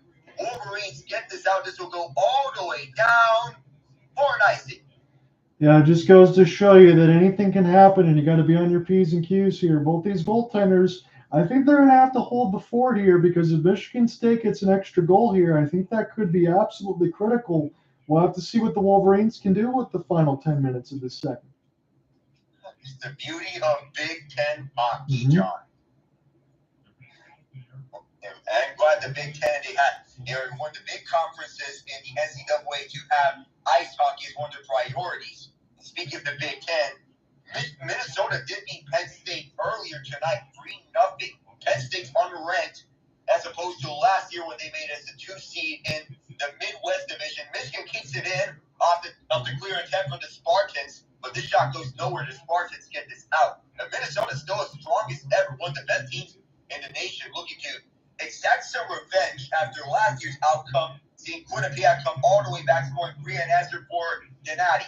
At the half wall far side, it's a puck battle, bouncing around through center ice, retrieved by Muller. Muller's going to send it around. Barszewski behind his net, backhands into his guy, Luca Fantilli, the brother of Adam Fantilli. And now the Wolverines come in with 2-on-1. Here they come, inside, looking. Now center on front, several pucks in it. Augustine under siege. He's going to hold on after the 2-on-1 from the Wolverines. Man, Alec, it was Truscott that was racing into the right side. It was Nick Moldenhauer right in middle of the circle. Just couldn't get that puck. It bouncing off his skates. Took a couple extra seconds to corral it, which gave State just enough time to get back as Augustine was able to fall on it and make the save. My goodness. We speak of goaltenders and some goaltender showdowns where maybe seen one here low-key. I thought it was going to be the case in the BC versus BU tournament. It was a high-shooting event between them where we had, 30 or so combined shots between the Eagles and the Terriers in the semifinals in Beanpot. Yeah, I wouldn't want to be either one of those goalies considering the offensive firepower that I have to go up against. Yeah, and speaking of goaltender showdowns, we just had a final score in the NHL. Carolina 1-0. Vitek Vanacek, he stopped 32 of 33. But it's Pyotr Kochetkov who stopped all 34 New Jersey shots. The only one that Vanacek allowed, and it's a retro night. Sebastian Aho on the Whalers uniforms for the Hurricanes. They get the 1-0 victory. That's very cool, Alec. I know you partially root for them as well, considering where you're at on that end. But I think even for Aho's goal in the retro uniforms, you and I are happiest about one thing. It's the shutout and Peter Kochetkov and some healthy and solid net mining for the Hurricanes. Yeah, they needed this for Kochetkov, maybe soon enough. Speak of another net miner that we have seen in the NCAA, Yannick Perez. Yes. At some point, if he's going to get an opportunity for Rod Brindlemore's team. Alec, I would love to see that. I got a chance to cover Yannick Perez a few times over the years on that end, and he seemed to be one of the best goaltenders in all of college hockey. I think it's only a matter of time, isn't it? Yeah, it's only a matter of time. And eventually he's going to get up there, even if it is having him coming up from the ECHL all the way to the NHL, where he's initially to back up to Kochetkov at first. But with the play of Kochetkov, you would trust him to be the number one for Carolina. Yeah, you'd have to think so, because Kochetkov, as long as he's healthy, he's shown he flashes. He could be very good. There's a save by Trey Augustine off the faceoff, and then a shot from the point. He kicked out another one that went to his left. Michigan's keeping it in. TJ Hughes, no relation to Jack Quinn or Luke Hughes, deflected in front. And that was Dylan Duke on the deflection with his number 25. That was stopped by Augustine as well. He's doing his best in this game. Allowed just one goal, and that was the one-timer goal from Dylan Duke. Held in at the half wall near side, but this goes to a Spartan stick who runs into some Wolverines. The Spartans do get it out, not all the way, and finally they do get it out all the way, bouncing to the Michigan end. And it's going to be started off by Stephen Holtz. To the near side, Hughes brings it back in. Bouncing puck, the Spartans get to it first, but Hughes picks it back up. Left circle, he's going to look. Looking for options, he gets one, cross ice. And a long shot, deflected in front. Duke tries to get this in, but Augustine continues to shut the door. 24 shots by the Wolverines, 23 saves. And the Spartans denied entry on a clean chance. Race for the puck, no icing. Wolverines get there to beat out the rush. Out to the left point, this goes to Tyler Duke, the brother of Dylan. Skating around to the right side, and a cross-ice pass. And trying to go all the way was Trey Augustine to make the save. And then another pass in front doesn't go all the way. Philippe Lapointe trying to get the shot. Can't do so. He held in by a stop-up. Who turns it over, but Augustine will slow the action down after being hounded by Kansas left and right by the Wolverines. Look, I know Lapointe was at a rough angle there. He didn't get all the shot that he wanted on, but Augustine, Alec, I think, made that look a little bit too easy. It looked a little too easy for Augustine. Basically having no problems in his crease, the Red Wings product. From the point, the Wolverines get this up. Turnaround shot, bouncing to the left circle after a save by Augustine. And a deep one-timer, bouncing over to the near corner. After a weird bounce off the extension, Gavin Brindley's inside. This one went wide. The rebound, save Augustine. Trying to hold this in was Truscott. And the Wolverines do hold this in. Oh, goodness! One of the Wolverines gets hit hard. That was McGroarty at the near corner. He got demolished by Patrick Gary. Yes, he did, Alec. And again, we talked about some of the late hits. I can't, be fake about it and say it's been fair on both sides. There's been some late hits on that end. You got to make sure if you're Michigan State, don't get on the wrong side of that either, because the ref will jump on it. But I think it is a good no call considering everything that's happened in this game. And not exactly a heavy hit, but yeah, it did catch him and catch him good up in the head.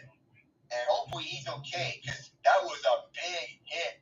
It might be one of those hits that could cause concussions, maybe. Yeah, Rutger McGroarty got pasted pretty good there on the reverse hit as this action continues to flow. Trey Augustine He's been the player of the period right now to me. And perhaps the player of the game in its entirety thus far through 34 minutes and counting. The Wolverines back at their end, they look to get it up.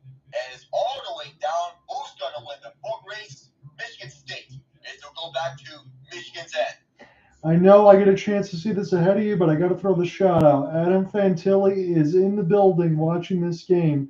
That puts a smile on my face.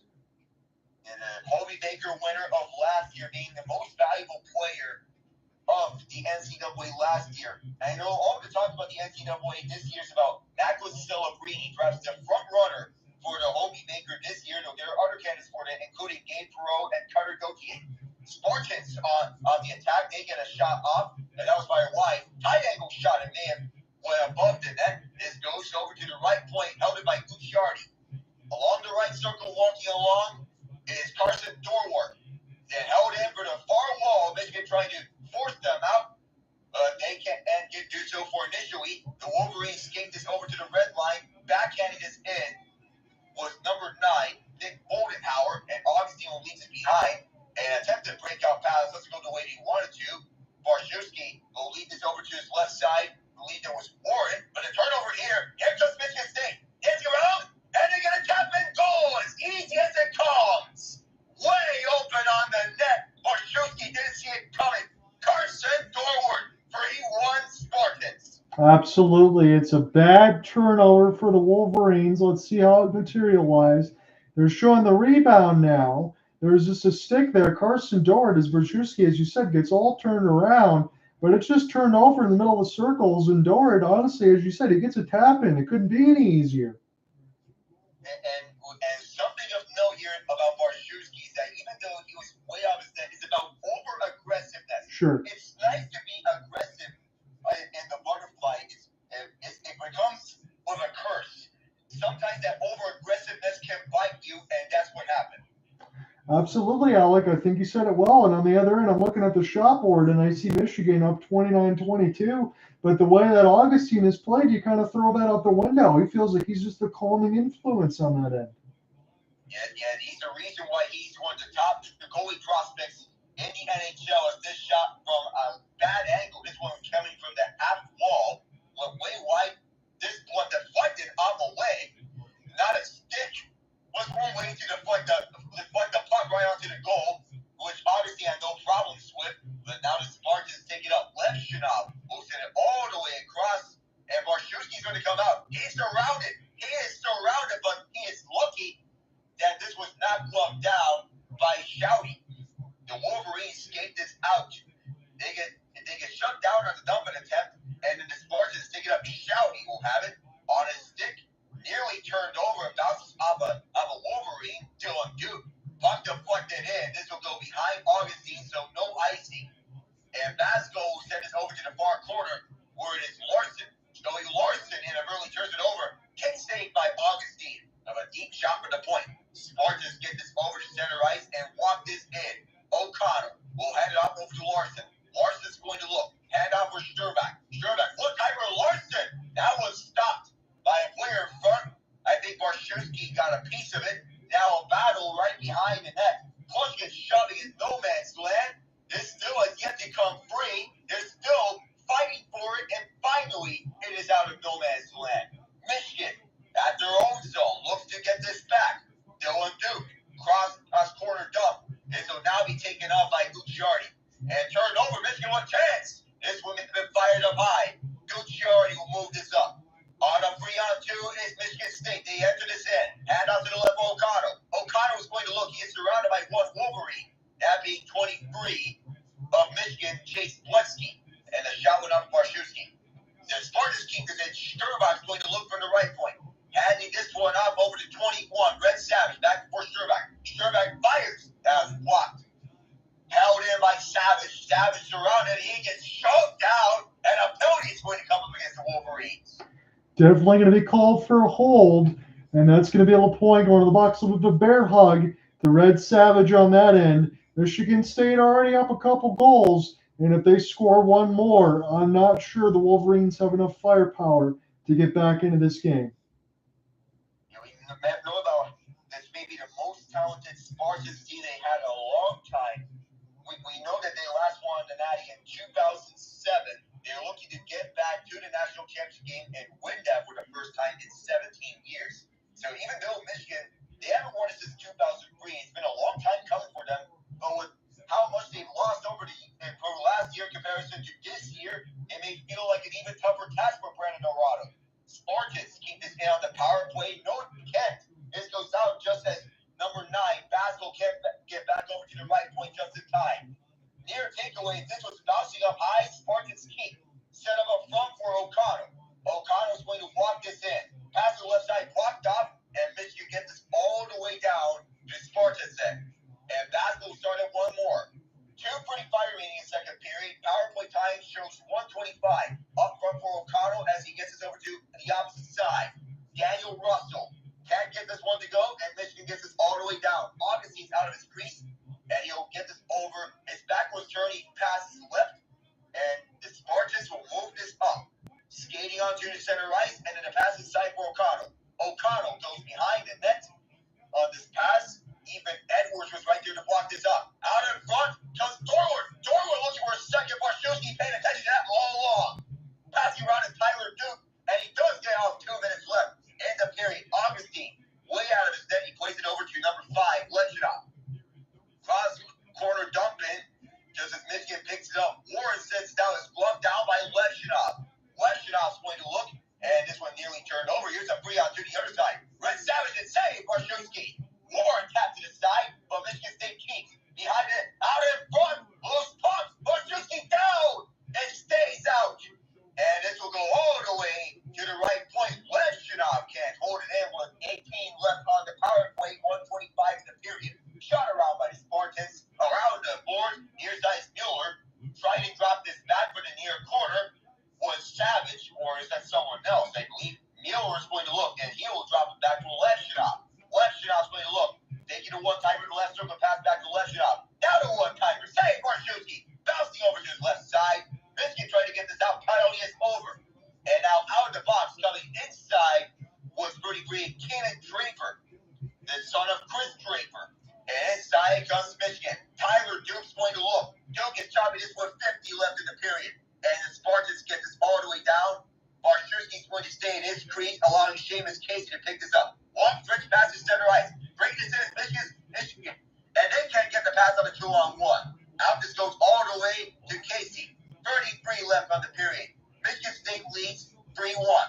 Up for the boards, and this may be icing as nobody from Michigan was there with 27 and a half to go in the period.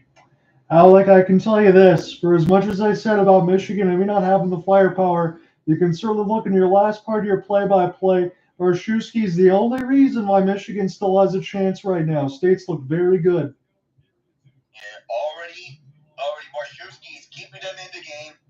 And the offense has to do their part on responding in kind. One-timer from the right point, and that is stopped by Barshewski from Nyhouse's one-timer. Nyhouse keeps it again. To the right side, the handoff for Howard. Howard shot blocked, 15 seconds left. Spartans keep this in. Around for the near side wall. Behind the net. The Wolverines are in trouble. 7 seconds to go. 5 seconds now as the Wolverines, they want to take this to the third period. But they're trailing by 2 as we end the middle marker. And one final shot. Of course that's going to get a reaction. That was beyond the final horn. Of course that's going to get a reaction. What are you doing? Rutger McGroarty. Rutger McGroarty, Alec, I think he knew exactly what he was doing there. He wanted to try to get Michigan State and coerce them into a penalty because I think the Maize and Blue, and I'm just going to be as honest as I can without swearing, they got their butt kicked up and down the ice in that second period, and he wanted to draw State into doing something. I told you that could happen in the first. Luckily for the Spartans, they didn't take the break. They're caring about what's on the scoreboard right now, and they're up by a pair. Oh, I questioned what he was doing, but and now that you mentioned that, he was going to play an agitator role. Yes. He's trying to coerce the Spartans into drawing a penalty and to get Michigan right back into the game with a power play marker, just like what Dylan Duke did earlier in the second period. But still, they're down 3-1 entering the final frame. And would you know it, if we seek on goaltending, And they're getting that from Barshewski, the Wolverines. But Trey Augustine has been on a level of his own. Alec, Trey Augustine has played at a level right now, and look, we talked about it in between some of the Michigan players, and I don't need to sugarcoat it because we talk about all the talent that they lost. Sometimes that's the case, as it is. When you got Rutger, McGroarty, Frank, Nazar, Seamus, Casey, Gavin, Brindley, Dylan Duke, you have a good 5 or 6. Your good top 6 is set there. But what's your bottom 6 doing? Right now, your bottom 6 is getting pasted a little bit by Michigan State, who maybe doesn't have the same top-end talent that Michigan does even now, but I think their team is well coached. Their defense is very well set up in the back end between Levshunov and Straybach on that side. Niehaus has had a pretty decent game as well. I think that they've been a really good unit here for Nightingale's squad, and they kind of did whatever they wanted against Michigan right now, getting some shots. And Trey Augustine, I think he's also taking care of anything else on the back end to make sure that Michigan State's going to be able to get this win, get some more points in the standings, and get that Iron D trophy. And looking back at this Big Ten graphic, well, before we get the NCAA moves in place between schools, we'll appreciate this graphic as long as it's still here. You know, every one of these Big Ten teams being shown around. Penn State being by the mountains, Minnesota with the hockey, of course, they're the state of hockey. Now Rutgers by the seashore, every one of them. Yeah, I always like that Big Ten commercial that they show. I know exactly what you're talking about on that end. And I'm just going to go ahead and say it. I said it in the opening on that end for Michigan State. I believed in what they were ranked all year.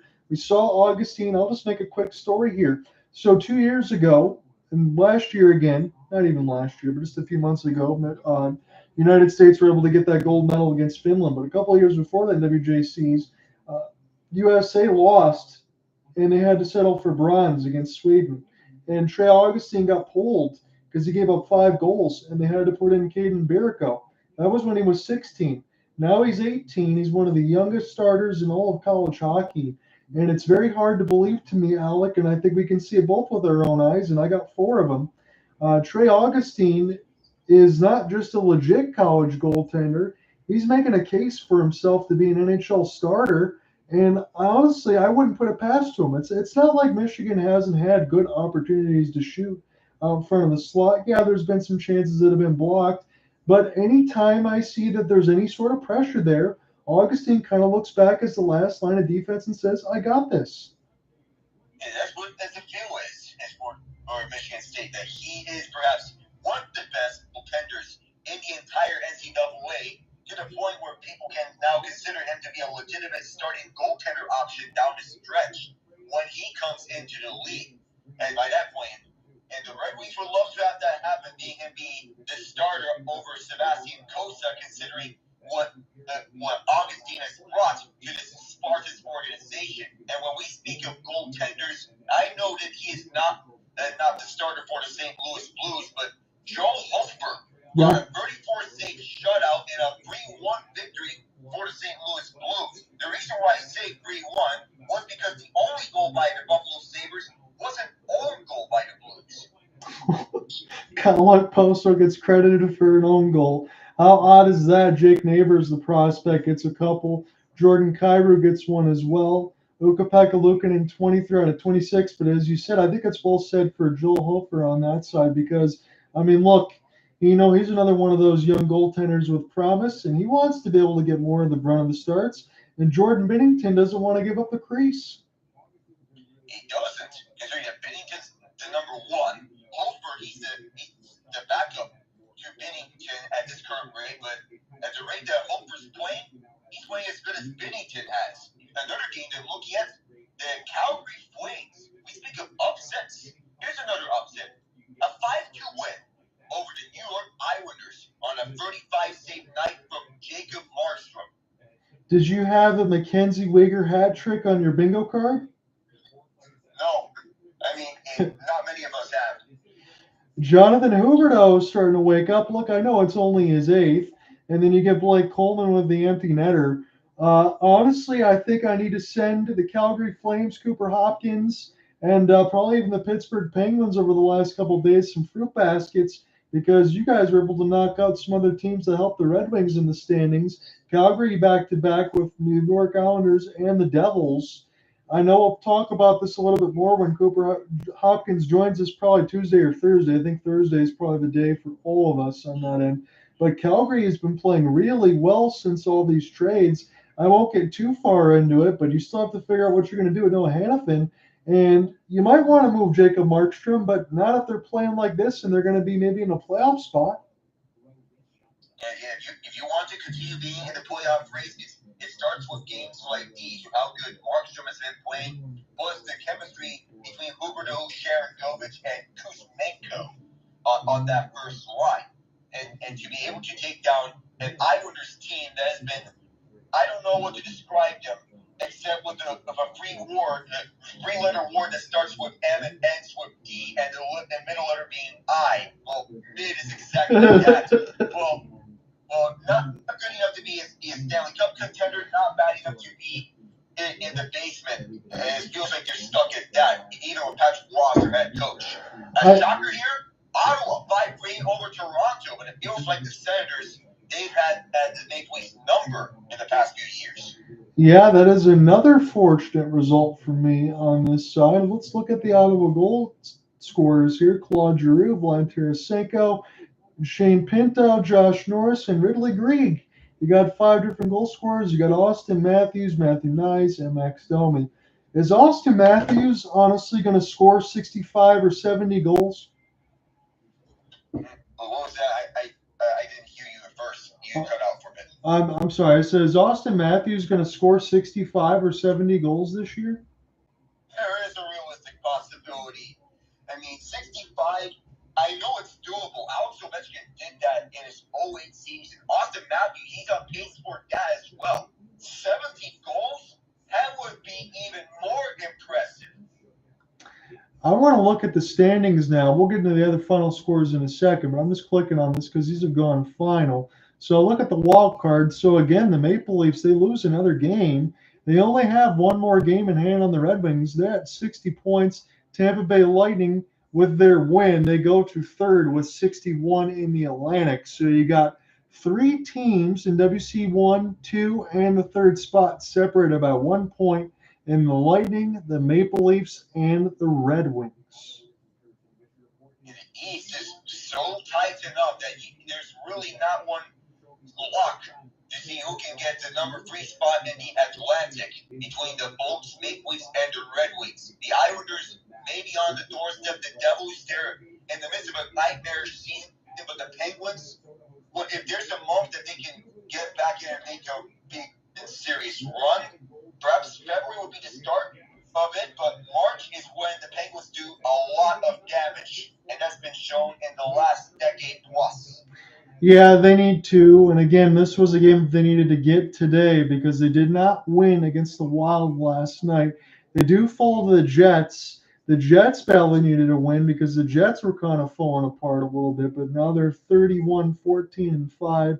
The Pens are now on the season 23-19-7. They do get a goal from Brian Rust, but it's the first period goal scorers of Mark Scheifele and Nito Niederreiter. That's just enough for the Jets to get it done. Connor Hellebuck, 35 out of 36. So it's not like the Penguins' offense didn't have a bad game. But Tristan Jarry unfortunately gave up 2, 29 of 31, and that was enough for the Jets to take the win at home ice. You know, it's not like Jarry played anything bad. No. Far from it in particular. But goaltending duels like these are ones you can be smiled on. So you have 2 of the best goaltenders in the league go up against each other, and for them to take the spotlight and be named as 2 of the 3 stars of this matchup, they did something. Everyone played their part. Yeah, they did, and that's the thing that you probably expected and I probably expected too, because I'll say this. Even though the Red Wings get the win over the Canucks, I think they'll probably lose on Thursday and split. You and I agreed on that. You had 2 matchups between the Pens and the Jets this week. They split. That's fine. I think the one thing you would be more frustrated with, and I'd be right there with you, the Pens should have won yesterday against the Wild. Yes, well, even though it's a little frustrating, it puts a smile on my face seeing that it was Marc-Andre Fleury getting the win for the Wild. That was my favorite Penguin. best goaltender, perhaps the best in Penguins history. But a little frustrating knowing that we dropped that one. That was one that we needed. Let me ask you this, Alec. I know we're a little bit from the trade deadline, maybe less than a month away. Kyle Dubas, I know he likes to make moves, and you have the core that you have. Everybody knows about it with Crosby and Malkin, and now you have Karlsson. You still have Getzel. You're going to figure out what to do with him, Letang as well. You're still going to have Stanley Cup aspirations. But how do the Penguins effectively add at the deadline? Can they even add? I'm going to look at the cap situation right now. Currently, we have $175,000 on LTIR. Realistically, you're going to have to move someone as a deal piece. And most likely, if we're going to take that last step, we're going to have to give up some picks as well. If we're going to get that guy to get that final piece. If we're going to be in a playoff spot, considering we're 7 points out of it, which is not the worst thing in the world, but you still want to get that last piece. I'm not saying they should do this, and I know you didn't want to, and I wouldn't want to either, but what would you get for somebody like Jake Getzel, you think? Oh, boy. I don't know, man. It's really too much for me to think about, considering he's a pending free agent, and his cap situation, maybe he's going to be asking about $8-9 million a year. Who knows? Because that's the thing for me. I'd be right there with you. Like, I would consider Getzel. I know I'm not trying to use an awful comparison here, because nobody can be like Eisman and Fedorov and this and that, but you had some other pieces. Like Getzel could be like a Brendan Shanahan type of guy, where he's a heart and soul. He scores a ton of goals. You know what he's going to give every night, and he's very capable. So if the Penguins lose somebody like that, that hurts their team. But also at the same time, when you need to try to build for the future while also maintaining that core, I do think if you gave up somebody like Getzel, you should get quite a haul for him. Yeah, you should. If you were to trade him away, it hurts to lose from your best goal scorer. Right. Yeah, your best goal scorer, arguably, considering he is number 2 right now. Sidney Crosby is 28, but he has led the Penguins in goals over the past few years. And that is something special when thinking about it, considering he is a very accurate goal scorer, doesn't miss a lot. Even though he is undersized at 5'11", he can do the dirty work at the front of the net, and lighter than most other players who work at the front of the net. He can do the work. Yeah, he's absolutely capable. He's a primetime player. I'm thinking of a play-by-play in a second. The Flyers get a gigantic result. They beat the Kraken 3-2. Kraken need points. They don't get it. John Tortorella's squad does at Wells Fargo. So MSU is on the power play. We can split this 10 minutes here. Try to see if I can get Michigan to get one more goal, but I think, Alec, we might get close to that 5-1 result we got yesterday. And I wouldn't be surprised the way State's playing. I will give them full marks. I have no problems telling you that they are the better team, as this is put around the end boards here. Michigan State, we'll see what they'll do for the man advantage. I think Barzewski's been good in this game, but he has been out-dueled by Trey Augustine. That is no surprise, as this is near the right side. Red line slapper. Good save, Barzewski. Full stretch with the left pad, as this is picked up now behind the net for Michigan. And we'll see if they can finally get this out. So does Truscott. And everybody changes on Nightingale's squad, as the Spartans are enjoying a 3-1 lead. They're trying to get the Iron D trophy for the first time in a long time. It's 2016 since the last time they hoisted it, and it would look good, especially, I think Alec and I would agree, this might look like a Final Four Michigan State team. I understand that Michigan might not be the same power level that they used to be, but still, this is a proud program taking on a blood rival. Michigan State's played them well. They could be 3-1 on the season against the Wolverines, as this is put around the inboards now. 15 seconds left to go in the Michigan State power play. They had just one shot. Michigan will find it and flip it all the way down the ice. We'll take it a bounce off the embankment. This will work out for the Spartans, as they'll get a chance to get their forwards changed. So the power play is turned away, but it doesn't matter right now for the Spartans. They got the puck. They'll send this one in. They're up by a couple goals, as this will get iced, I believe. 17:56 left to go in the third. Yeah, the one other final score that we didn't get to at the break was the Tampa Bay Lightning getting a 4-2 win over the Columbus Blue Jackets. Though Boone Jenner, he had 2 goals. In the third period, it was not enough to complete the Columbus comeback as Andrei Vasilevsky 33 saves out of 36 and the win. That was monster 2 points that Tampa had to have. That puts them in the third spot in the Atlantic. It drops Toronto to WC1. Turnaround shot, and that one for Fantilli goes just what? Another one off the backboards. This will get blocked down nicely by the Spartans as Michigan gets away with a shove. This is near the right side dot now as the Wolverines will try to find it, but the Spartans will go ahead and intercept. As there is a player that gets knocked down on the other side. I believe that was Russell that got knocked down. And this will be iced dead against the Wolverines with 17:22 in the third. I know Michigan wants to strike all the way back if they want to tie this up. If this is something to start off of, well, they did get something out of this, some chances, some one-timers. But one thing you don't want to do in comebacks, icings. No, you don't. You don't want to keep those tired lines out there, and you want to give Michigan State less chances to get offensive zone draws and make something happen. They've done well on the face-off here. They'll do so again off the backhand. Another late hit that the Wolverines get away with. I think the referees are really fortunate to not call these penalties against the Wolverines here because that was very late in front of Barzuski's crease. Oh, yeah, the green is very late. You do not want that. It will not be surprising if Michigan State responds to that with a late hit with some intense physicality of their own because that could have easily been a penalty. Yeah, we're starting to see some of these whistles get swallowed. Another icing, which Alec was just saying you don't want on Michigan's side. They've done so again.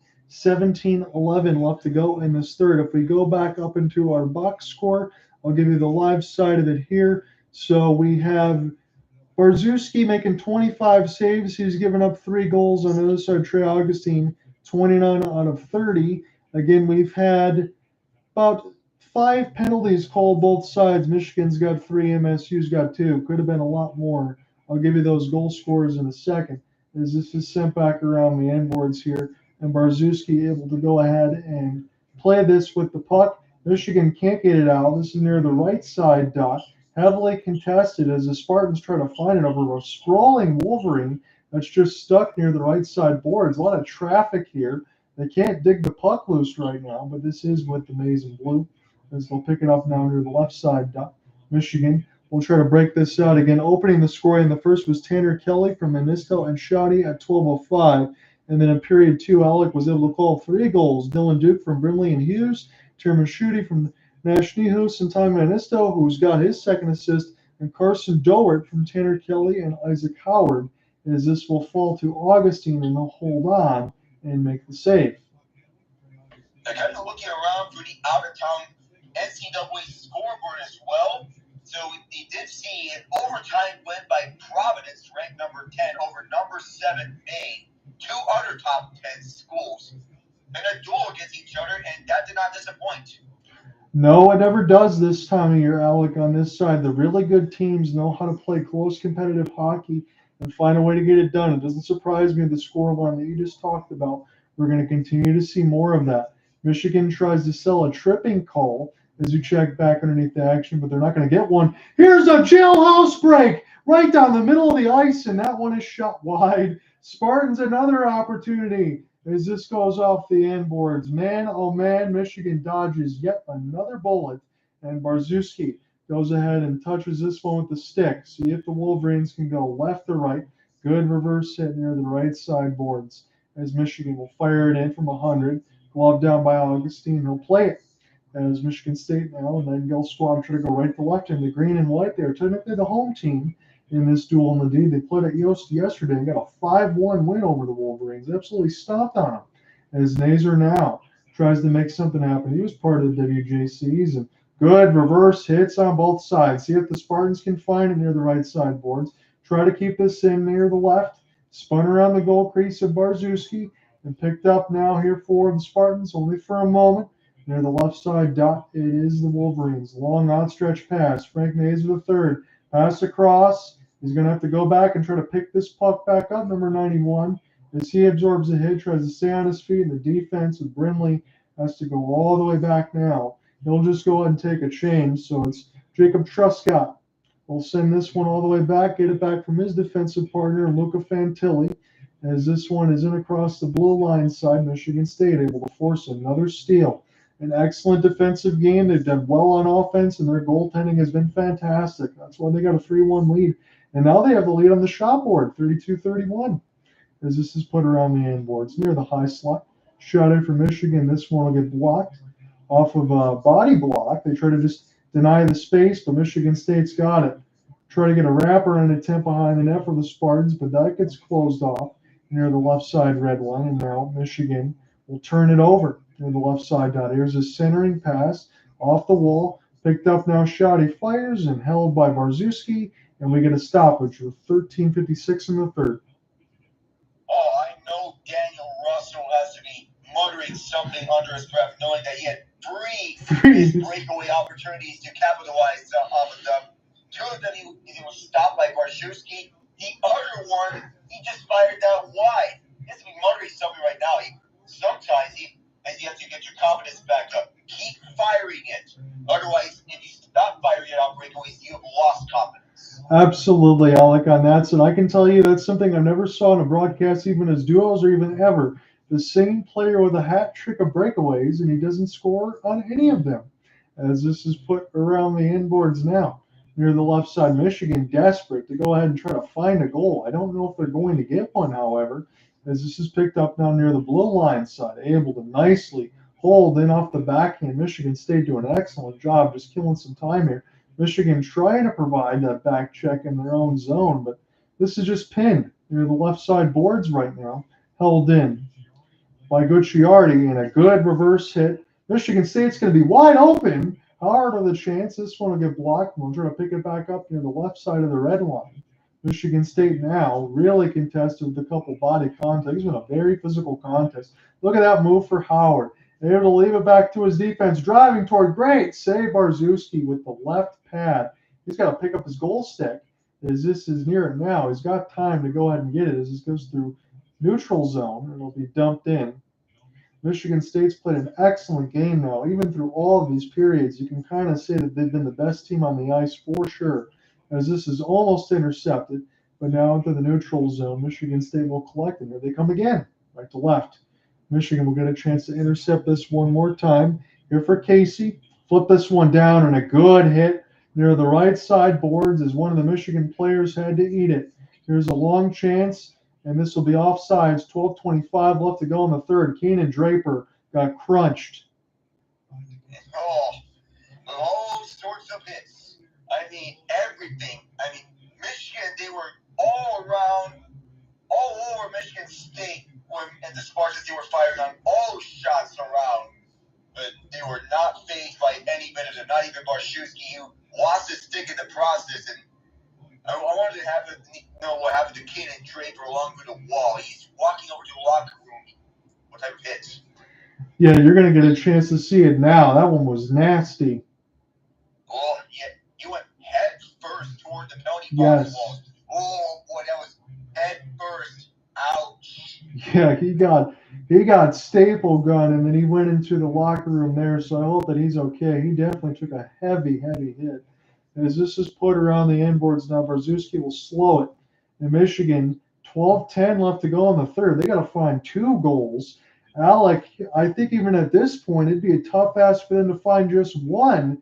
You're giving Augustine a 2-goal lead at this point. This is ridiculous. And 18,410, the largest in the Duel D history crowd. That's good to see. And normally, you would know that a 2-goal lead will be the worst lead in hockey, but when you have a goaltender like Trey Augustine manning the crease, it would basically be no problem for the Spartans. But just have 18,410 sold-out crowd at the LCA just after a Red Wings victory. You know this is going to be a treat to watch. Yeah, and I don't want to throw shades at my own basketball team, but that's drawing a heck of a lot more than the Pistons do. Oh, that is low. Even though the Pistons, they're low-key getting better after they let go of Killian Hayes. So this is put around the inboards here. Yeah, just have to call it as we see it. This is put around the inboards now. And all the way back down for Barszewski. 11:30 left to go in this third.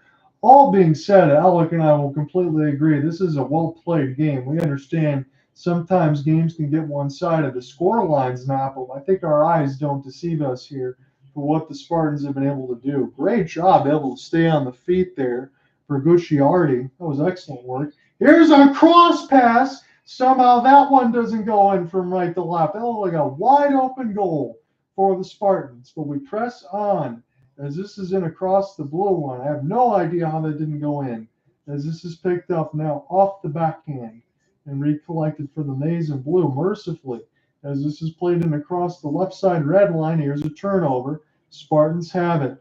Here's a high slot shot. Big rebound. Barszewski says no. Spartans turn around. They can't fire it yet. And Michigan forces a steal, but they've got no reinforcements. They got to clear it. Now a back pass. Still a Duke sweet move, but he's got no help, as this is picked up now for the Spartans. Finally entering to the left side wall. Full speed. Half spin. Get this now as the Spartans will go ahead and pick it back up off the pivot.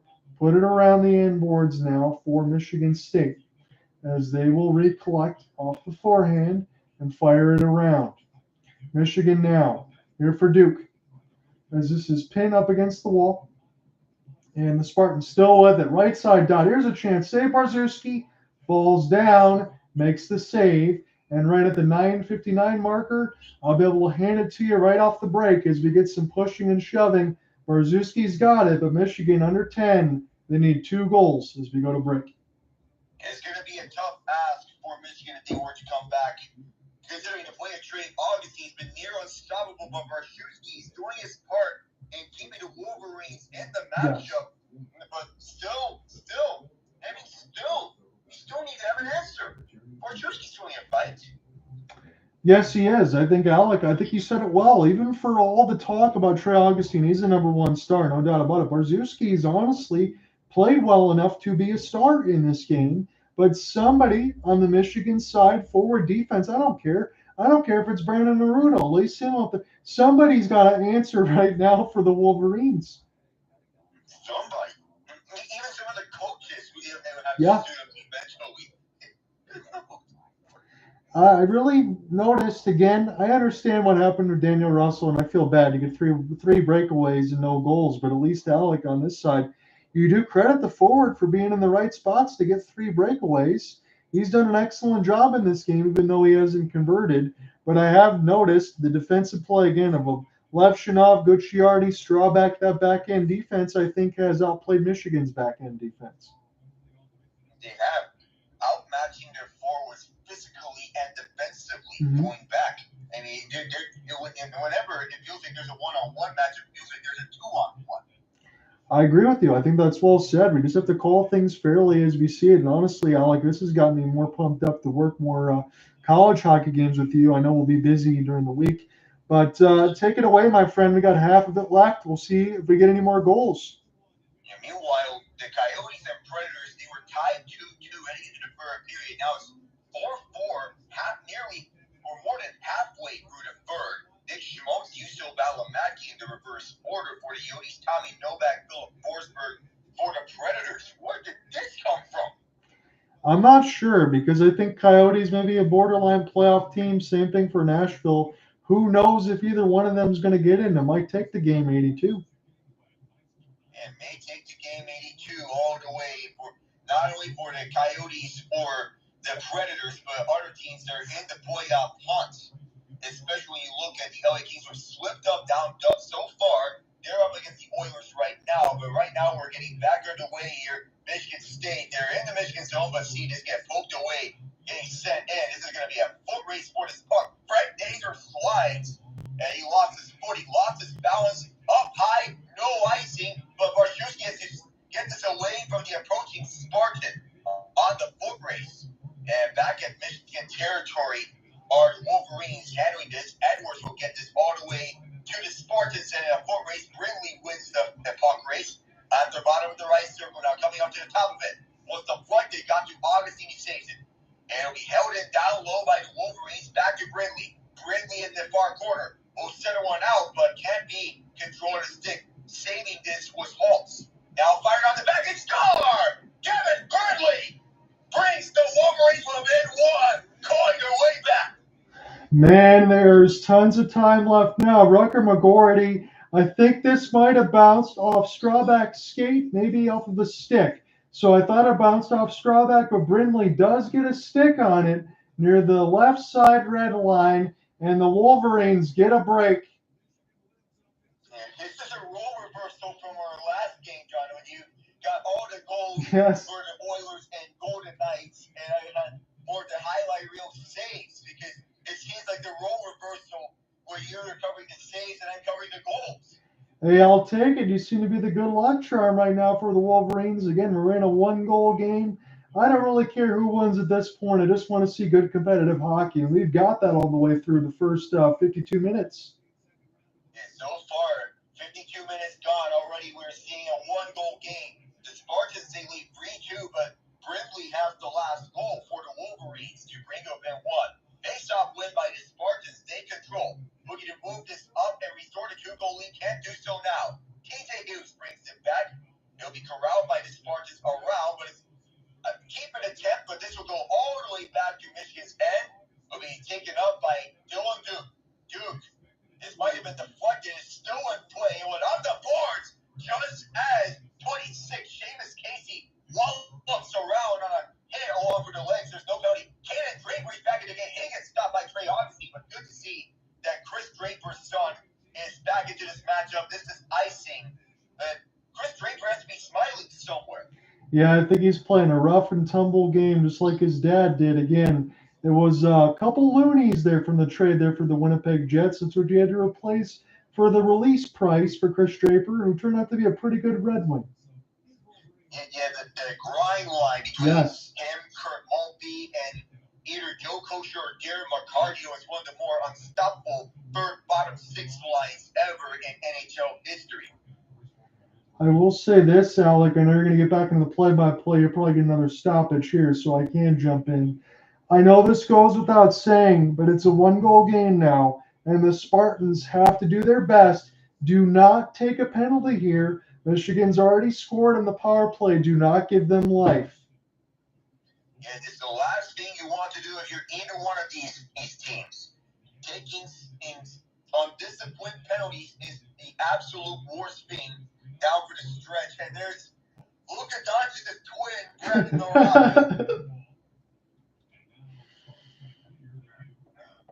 Just on now, John. Just on now. I had to ask you that because I really do believe that does look like Luka Doncic's twin. Yeah, it really does. Shot bounced off the boards and goes to the side of the net.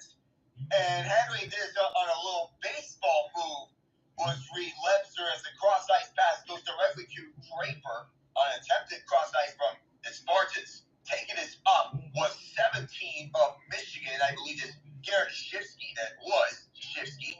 Now it's over the half wall near side. He will poke at it several times. This goes back to Michigan State as they look to clear. This goes back to the half wall for Shifsky. And keep it his folks. Pass over to Shifsky. Shifsky's over the near corner. Around for the boards. Held in by Truscott. Truscott can't find a shooting lane. The Spartans can't get this out, it looked like, but it's fully out. And all the way back for Stephen Holtz, native of White Lake, Michigan. And shoved towards the penalty box doors was his stop-up as the Spartans will move this up. Around goes Larson. Joey Larson to the right circle. Larson gets shoved down. And the Wolverines will take this up. They'll play on. This is Casey. Heading this over to the left side. Across the red line, down the blue line. Take a look at it. This one kicked out by Augustine. Now going back over to the Casey, who's at the right circle. Shoved away several times by some Spartans. And then out in front, it goes to 23. That's Chase Pletsky. Left point this goes to. And down and in. Right back to LaPointe. Philippe LaPointe is going to look. Little shove at the near corner. And they're dispossessed. Taking this back up are the Spartans. Joey Larson's back in. Larson trying to beat out the outstretched Barshevsky. And it stopped. So Tyler Duke there, I think, was pretty lucky to get a stick on that because Larson's driving, and as you said, the aggressive goalie for Barszewski, he's way out of his crease. Any sort of tuck there, and the Spartans are up by a pair. Anything else is going to be a two-goal lead again for the Spartans. Borshewski looked like it was going to be another aggressive goalie moment. And for as good as it can be sometimes, it can come with a fight. But that time, the fight did not happen like the first time around when the Spartans went up by 3. They cleared, speaking of the Spartans, but the Wolverines will take it up at their own zone. Bad pass, 6:10 to go. Wolverines need a tying goal. And this is Courtesy, number 6, who moves it up. The Spartans take it up, cleared all the way out by number 4, Nightingale. And Wolverines gets all the way down. The Spartans right back with it as it gets some line changes. Inside this goes to Ice Howard. Howard hands up. Left circle, save Borshewski. Around for the far force, Wolverines get it out with a little poke. And rushing back to it was Howard. Howard from his own end. U.S. World Junior gold medalist with Cutter Gauthier and all those guys from Boston College, along with some others.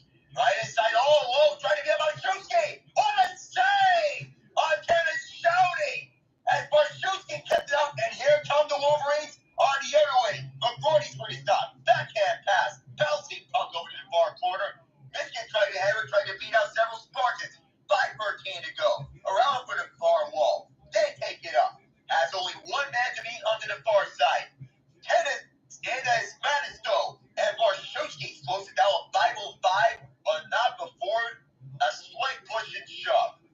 Mark that save down. Borshewski gets a piece of it with the left pad. Then it bounces, hits the top of the crossbar for Tanner Shouty, who almost had his second of the game. What a ridiculous stop.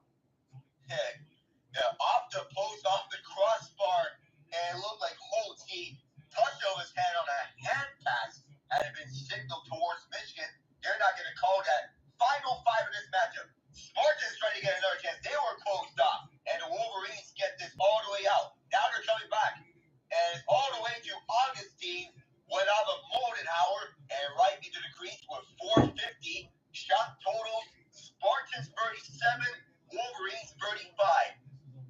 Yeah, I can't believe the game that we're seeing right now, but this is going to come right down to the wire here. And you're maybe a minute and a half for Michigan pulling the netminder. We'll see what happens.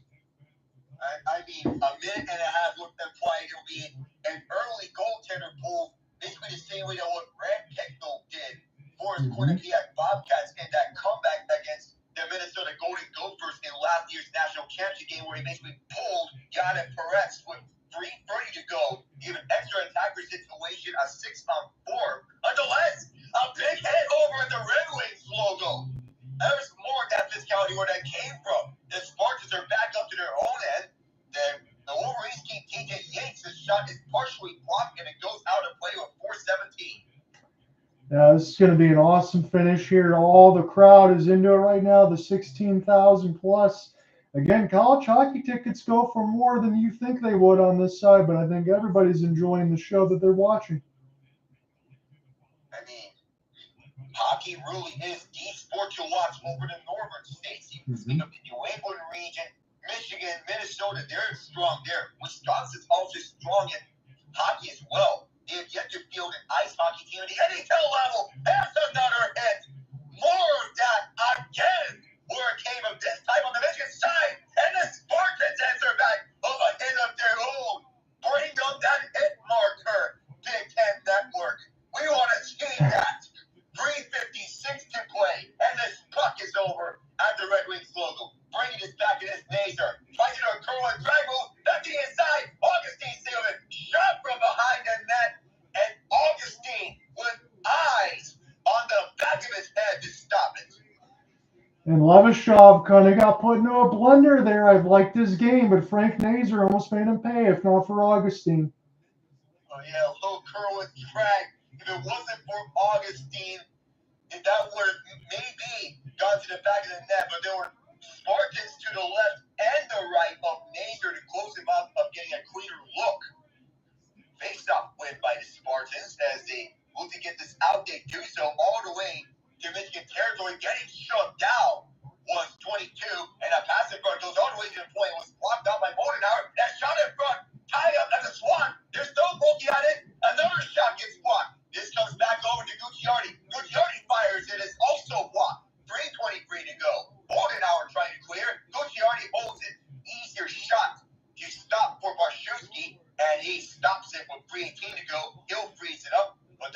is ticking. Man, Dorwart did an excellent job. That scrum seemed to go on forever. He was able to beat 4 Wolverines with the puck before the puck got frozen by Barszewski. Yeah, there were all sorts of Wolverines all over that scrum. Dorwart was one of those, and Gucciardi saw it all the way back. Oh, boy, we're seeing everything. Yes, this is a great game, Alec. I'm glad that you've been able to join me for this one. Mark this down for classic games that we covered. 3:18 to go. We're about to get the face out to the right on Barszewski. 6 are down. Wolverines take it up. Do they think about pulling Barszewski at some point between now and about 2:30? We'll have to see. They're still at their own zone. They can't pull him now. This goes all the way to Augustine. He's going to stick this away. Brandon is in trouble, but he does clear it out. And this is Michigan State taking this up. Right back inside they go. Curl and drag move around. 2:52 remaining. Near corner now over to Shouty behind that. Shouty gets a little stick there from Edwards. Another stickler from Edwards. He tries to draw a penalty. There's none coming. And it looked like Shouty may have got tripped up. Michigan may have iced this. It's going to go all the way back to their own end. I will say this, Alec. I had my heart in my throat a little bit when Augustine went to go play the puck, but you know what he did, Alec? He didn't hesitate. He went to try to make that pass forward to kill time, and now they get an offensive zone draw on Michigan's end. Yeah, it looked like the old Martin Brodeur move that he used to do, John. Yes, it did. Yeah, Brodeur, for those who would like to know, one of the best goaltenders of all time. But some of those moves that he was trying to kill no time off by clearing the puck down, high risk, high reward move. And that was a successful move by Augustine de Brodeur.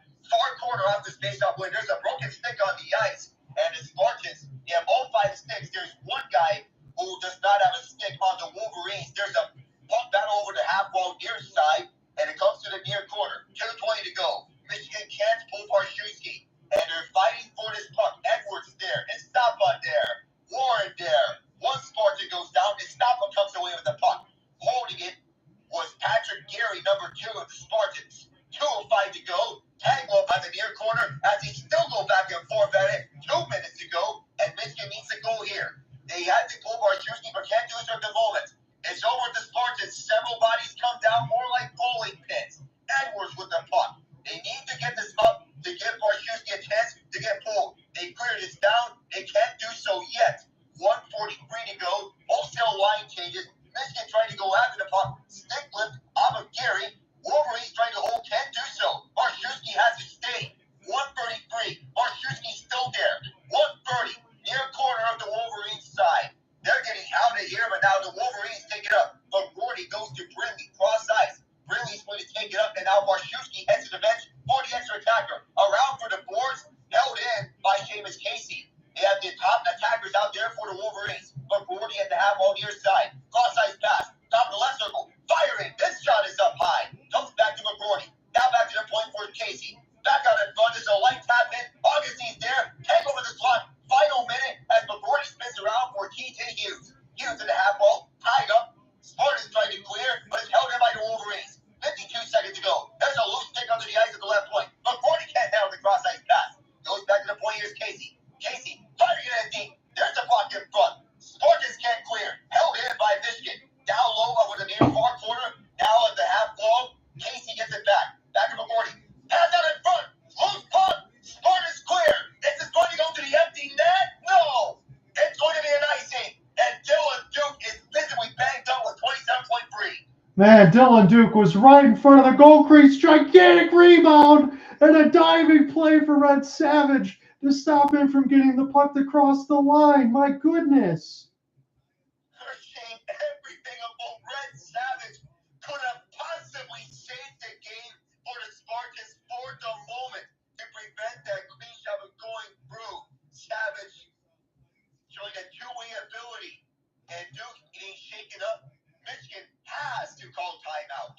Yes, they do, Alec. And again, I think you said it many times through the play-by-play, and you definitely had to, and I'm glad you did. Because when it got around the 3-minute marker, the 1:30 marker, all that, what was Michigan State doing to Michigan? Hemming them in their own zone and making sure Barszewski stayed in his goal crease. It wasn't until now with the timeout at 27.3 left that Michigan, probably over the last 30 seconds, has had puck possession with the empty net. So Michigan State's done their job, but they got to hold on for a little bit more, 27 more seconds. And as we speak, if Michigan were to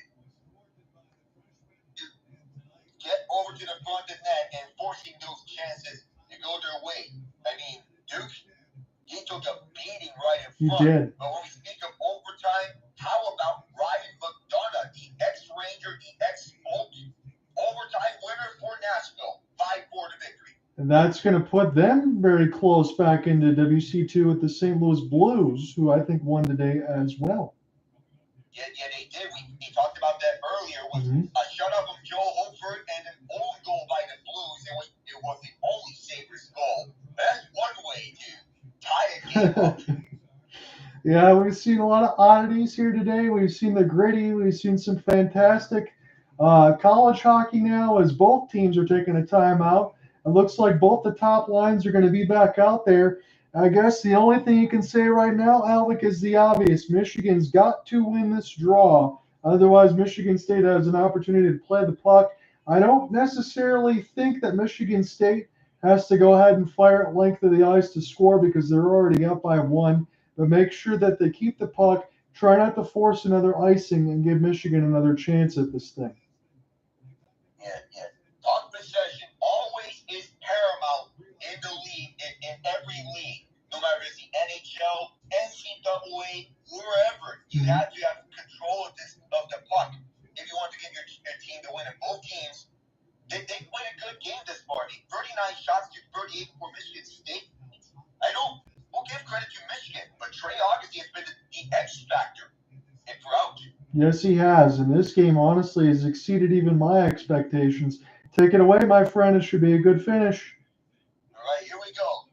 After MSU takes their time out, they're back out there for this face-off. I know our friend Patrick Rush is watching this, and if you're going back up to the space to listen to this, shout out to you, my friend. And it's face-off won by the Wolverines. Seamus Casey goes across. One-timer across, and this is fired wide. 20 seconds ago. Michigan has to score. Another try from Brindley. He fires wide again. Sparta's clear. Locked down by Casey. Can't hold his own. Has to regroup. 10 seconds ago. Pass up front. Trying to enter back. Sparta's trying to clear. Holding it in 5 seconds. It's over the wall. Now back out. They need to get one last shot. They will not do it. The Michigan State Spartans win the Duel at the D. 3-2 to final. They're going to claim the Iron D trophy for the first time in a long time since the inaugural tournament in 2016. And Alec, we've watched the Spartans through 60 minutes of this contest, I think, be the better of the two teams. I did like Michigan's final 10 minutes. I thought that they were able to get a fortunate goal there. It was sent across from McGroarty to Brindley, be able to get this one to a 3-2 game to make it look closer than it probably was. But again, two critical wins, one at Yost, one in Detroit and LCA, and now this one is big. They get to host the R&D Trophy, a bunch of happy Spartans. And again, as you said, good shout out there for Patrick Rush. You know he's happy and enjoying this one. I think you and I, regardless, I think we enjoyed this contest nonetheless because, Alec, if I asked you this honestly, did you think this game was going to be this good and this physical? There was the feeling that it could be, considering they are blood rivals with one another naturally, because they are in the same state. These two programs, no matter what event it is, football, basketball, hockey, doesn't matter. It's natural that they were going to go up against each other with such physicality and such intense offensive showdowns and goaltending. Check that off the mark as well. Absolutely. I think even Barszewski had gotten himself one of the stars. Probably won't get it. I'm sure they'll give a couple more to Michigan State, but definitely the number one is Trey Augustine. And I'm not just saying this as a selfish Red Wings fan. I think you look at his 1 goal against performance last night and only 2 against today, and you say, honestly, Alec, even though he's already an NHL prospect, you think his stock probably just risen a little bit this weekend, don't you? Yeah, his stock is going to rise with such a performance today, and that's going to give the Red Wings more confidence. So we've seen a lot in this last 2 days here for the Spartans, and I'll just tell you honestly before we get to our conclusion for the rest of our post game that I definitely like what I saw from Michigan State in these couple of games, and I have no doubt, Alec. I'll just say it right now. This looks to me like a Frozen Four team. And they look like a Frozen 14 and have the building blocks for it around. They're still built to go on a deep run in the Frozen Four. You can say that with confidence. So I want to ask you this before I get the heck out of here. I know we're going to be busy throughout the week. What's your game plan for tomorrow? It's Super Bowl coverage throughout the day. It's starting at 6 p.m. and then going throughout on the night. I'll be covering that here on Spaces. So what's your pick for tomorrow? I was going to ask you that on that side, but here's what I'm going to do, Alec. I'm just going to go ahead and say it. I know it's a rematch from several years ago. It's the Chiefs and 49ers. We know the quarterback situation looks a little bit different, but you still got Mahomes on one side. You got Brock Purdy this time around on the end. Kyle Shanahan, he's a great coach. And I will say this, I don't know how many times they're going to get back to the Super Bowl, especially with the elite defense that the 49ers have. And make no mistake about it, the Chiefs' young defense has certainly risen over the last few years. But I do think the 49ers have to find a way to get this done because I don't continue to believe you're going to be able to keep this core together because eventually you're going to have to pay Brock Purdy as well. Give me the 49ers. I will take them by a field goal, 31-28. I think it's going to be a classic game. You know, I was going and by a field goal as well. I feel I have the avenue of a more low-scoring game. I feel it's going to be a more defensive matchup. Mm-hmm. I know these two are some good offenses, especially the Niners. The Chiefs' offense has taken a step back, but when they needed to get a clutch play, they've gotten those clutch plays. I feel like I'm in the avenue of 20-17. But time and time again, we've seen this solid story from Patrick Mahomes and Andy Reid coming alive in the playoffs when it truly matters. Yes. I just feel one word is on the Chiefs' minds: dynasty. They haven't had this much success from the franchise. And Chiefs fans have to be happy about this, knowing that they're blessed of a special talent and a special coach. I'll take the Chiefs here, again, by 2017. So score lines look a little bit different. Teams might look a little bit different, but it's still between us only 3 points. We expect those games to be close. I think we both have good reasoning as to why to take both of those teams. And look, we can say it honestly, Alec already knows this, but again, I can come to the realization again that as long as they have Patrick Mahomes, it really doesn't matter what the Chiefs look like, does it, Alec? You have him, you're playing with a full deck of cards, and it gives you a chance to win any hand. Yeah, he'll always give you a chance to get the victory in the end. Even though for the Chiefs, by their standards, they were not like the Chiefs in the regular season. In the playoffs, they are battle-tested. They know playoffs very well, and they are built for it. Even with Rashee Rice stepping up and being a standout wideout in just his first year, Travis Kelce still as reliable as ever, and we can talk about him and Taylor Swift. She landed in Los Angeles. It's coming after a concert in Tokyo, and she'll be watching over to, well, her boyfriend Travis. Jason's also watching. Yes. And the others are also watching. Yeah, there's going to be a lot of people watching this one. There's going to be a lot of celebs. It's always a big time thing in the Super Bowl. And now it's especially in Vegas. So everybody's going to have a little bit of extra fun. So I hope everybody is careful. They enjoy themselves. I'll be back on the Monday side. It'll be streams Monday, Tuesday, and Thursday. We're going to have some fun, Alec, especially throughout the next week side as well. We expected to be joined by all three of us. Cooper Hopkins will join in as well for one of the Red Wings games, probably on the Thursday side, as I'll try to make sure I hold it together. Take care of yourself tomorrow, Alec. Try not to work too hard. Have some fun, and I will catch up with you very shortly. And thank you very much for joining me here today. This was a lot of fun. Thank you so much, John. And you too. Have fun. All right, we'll talk soon. Peace.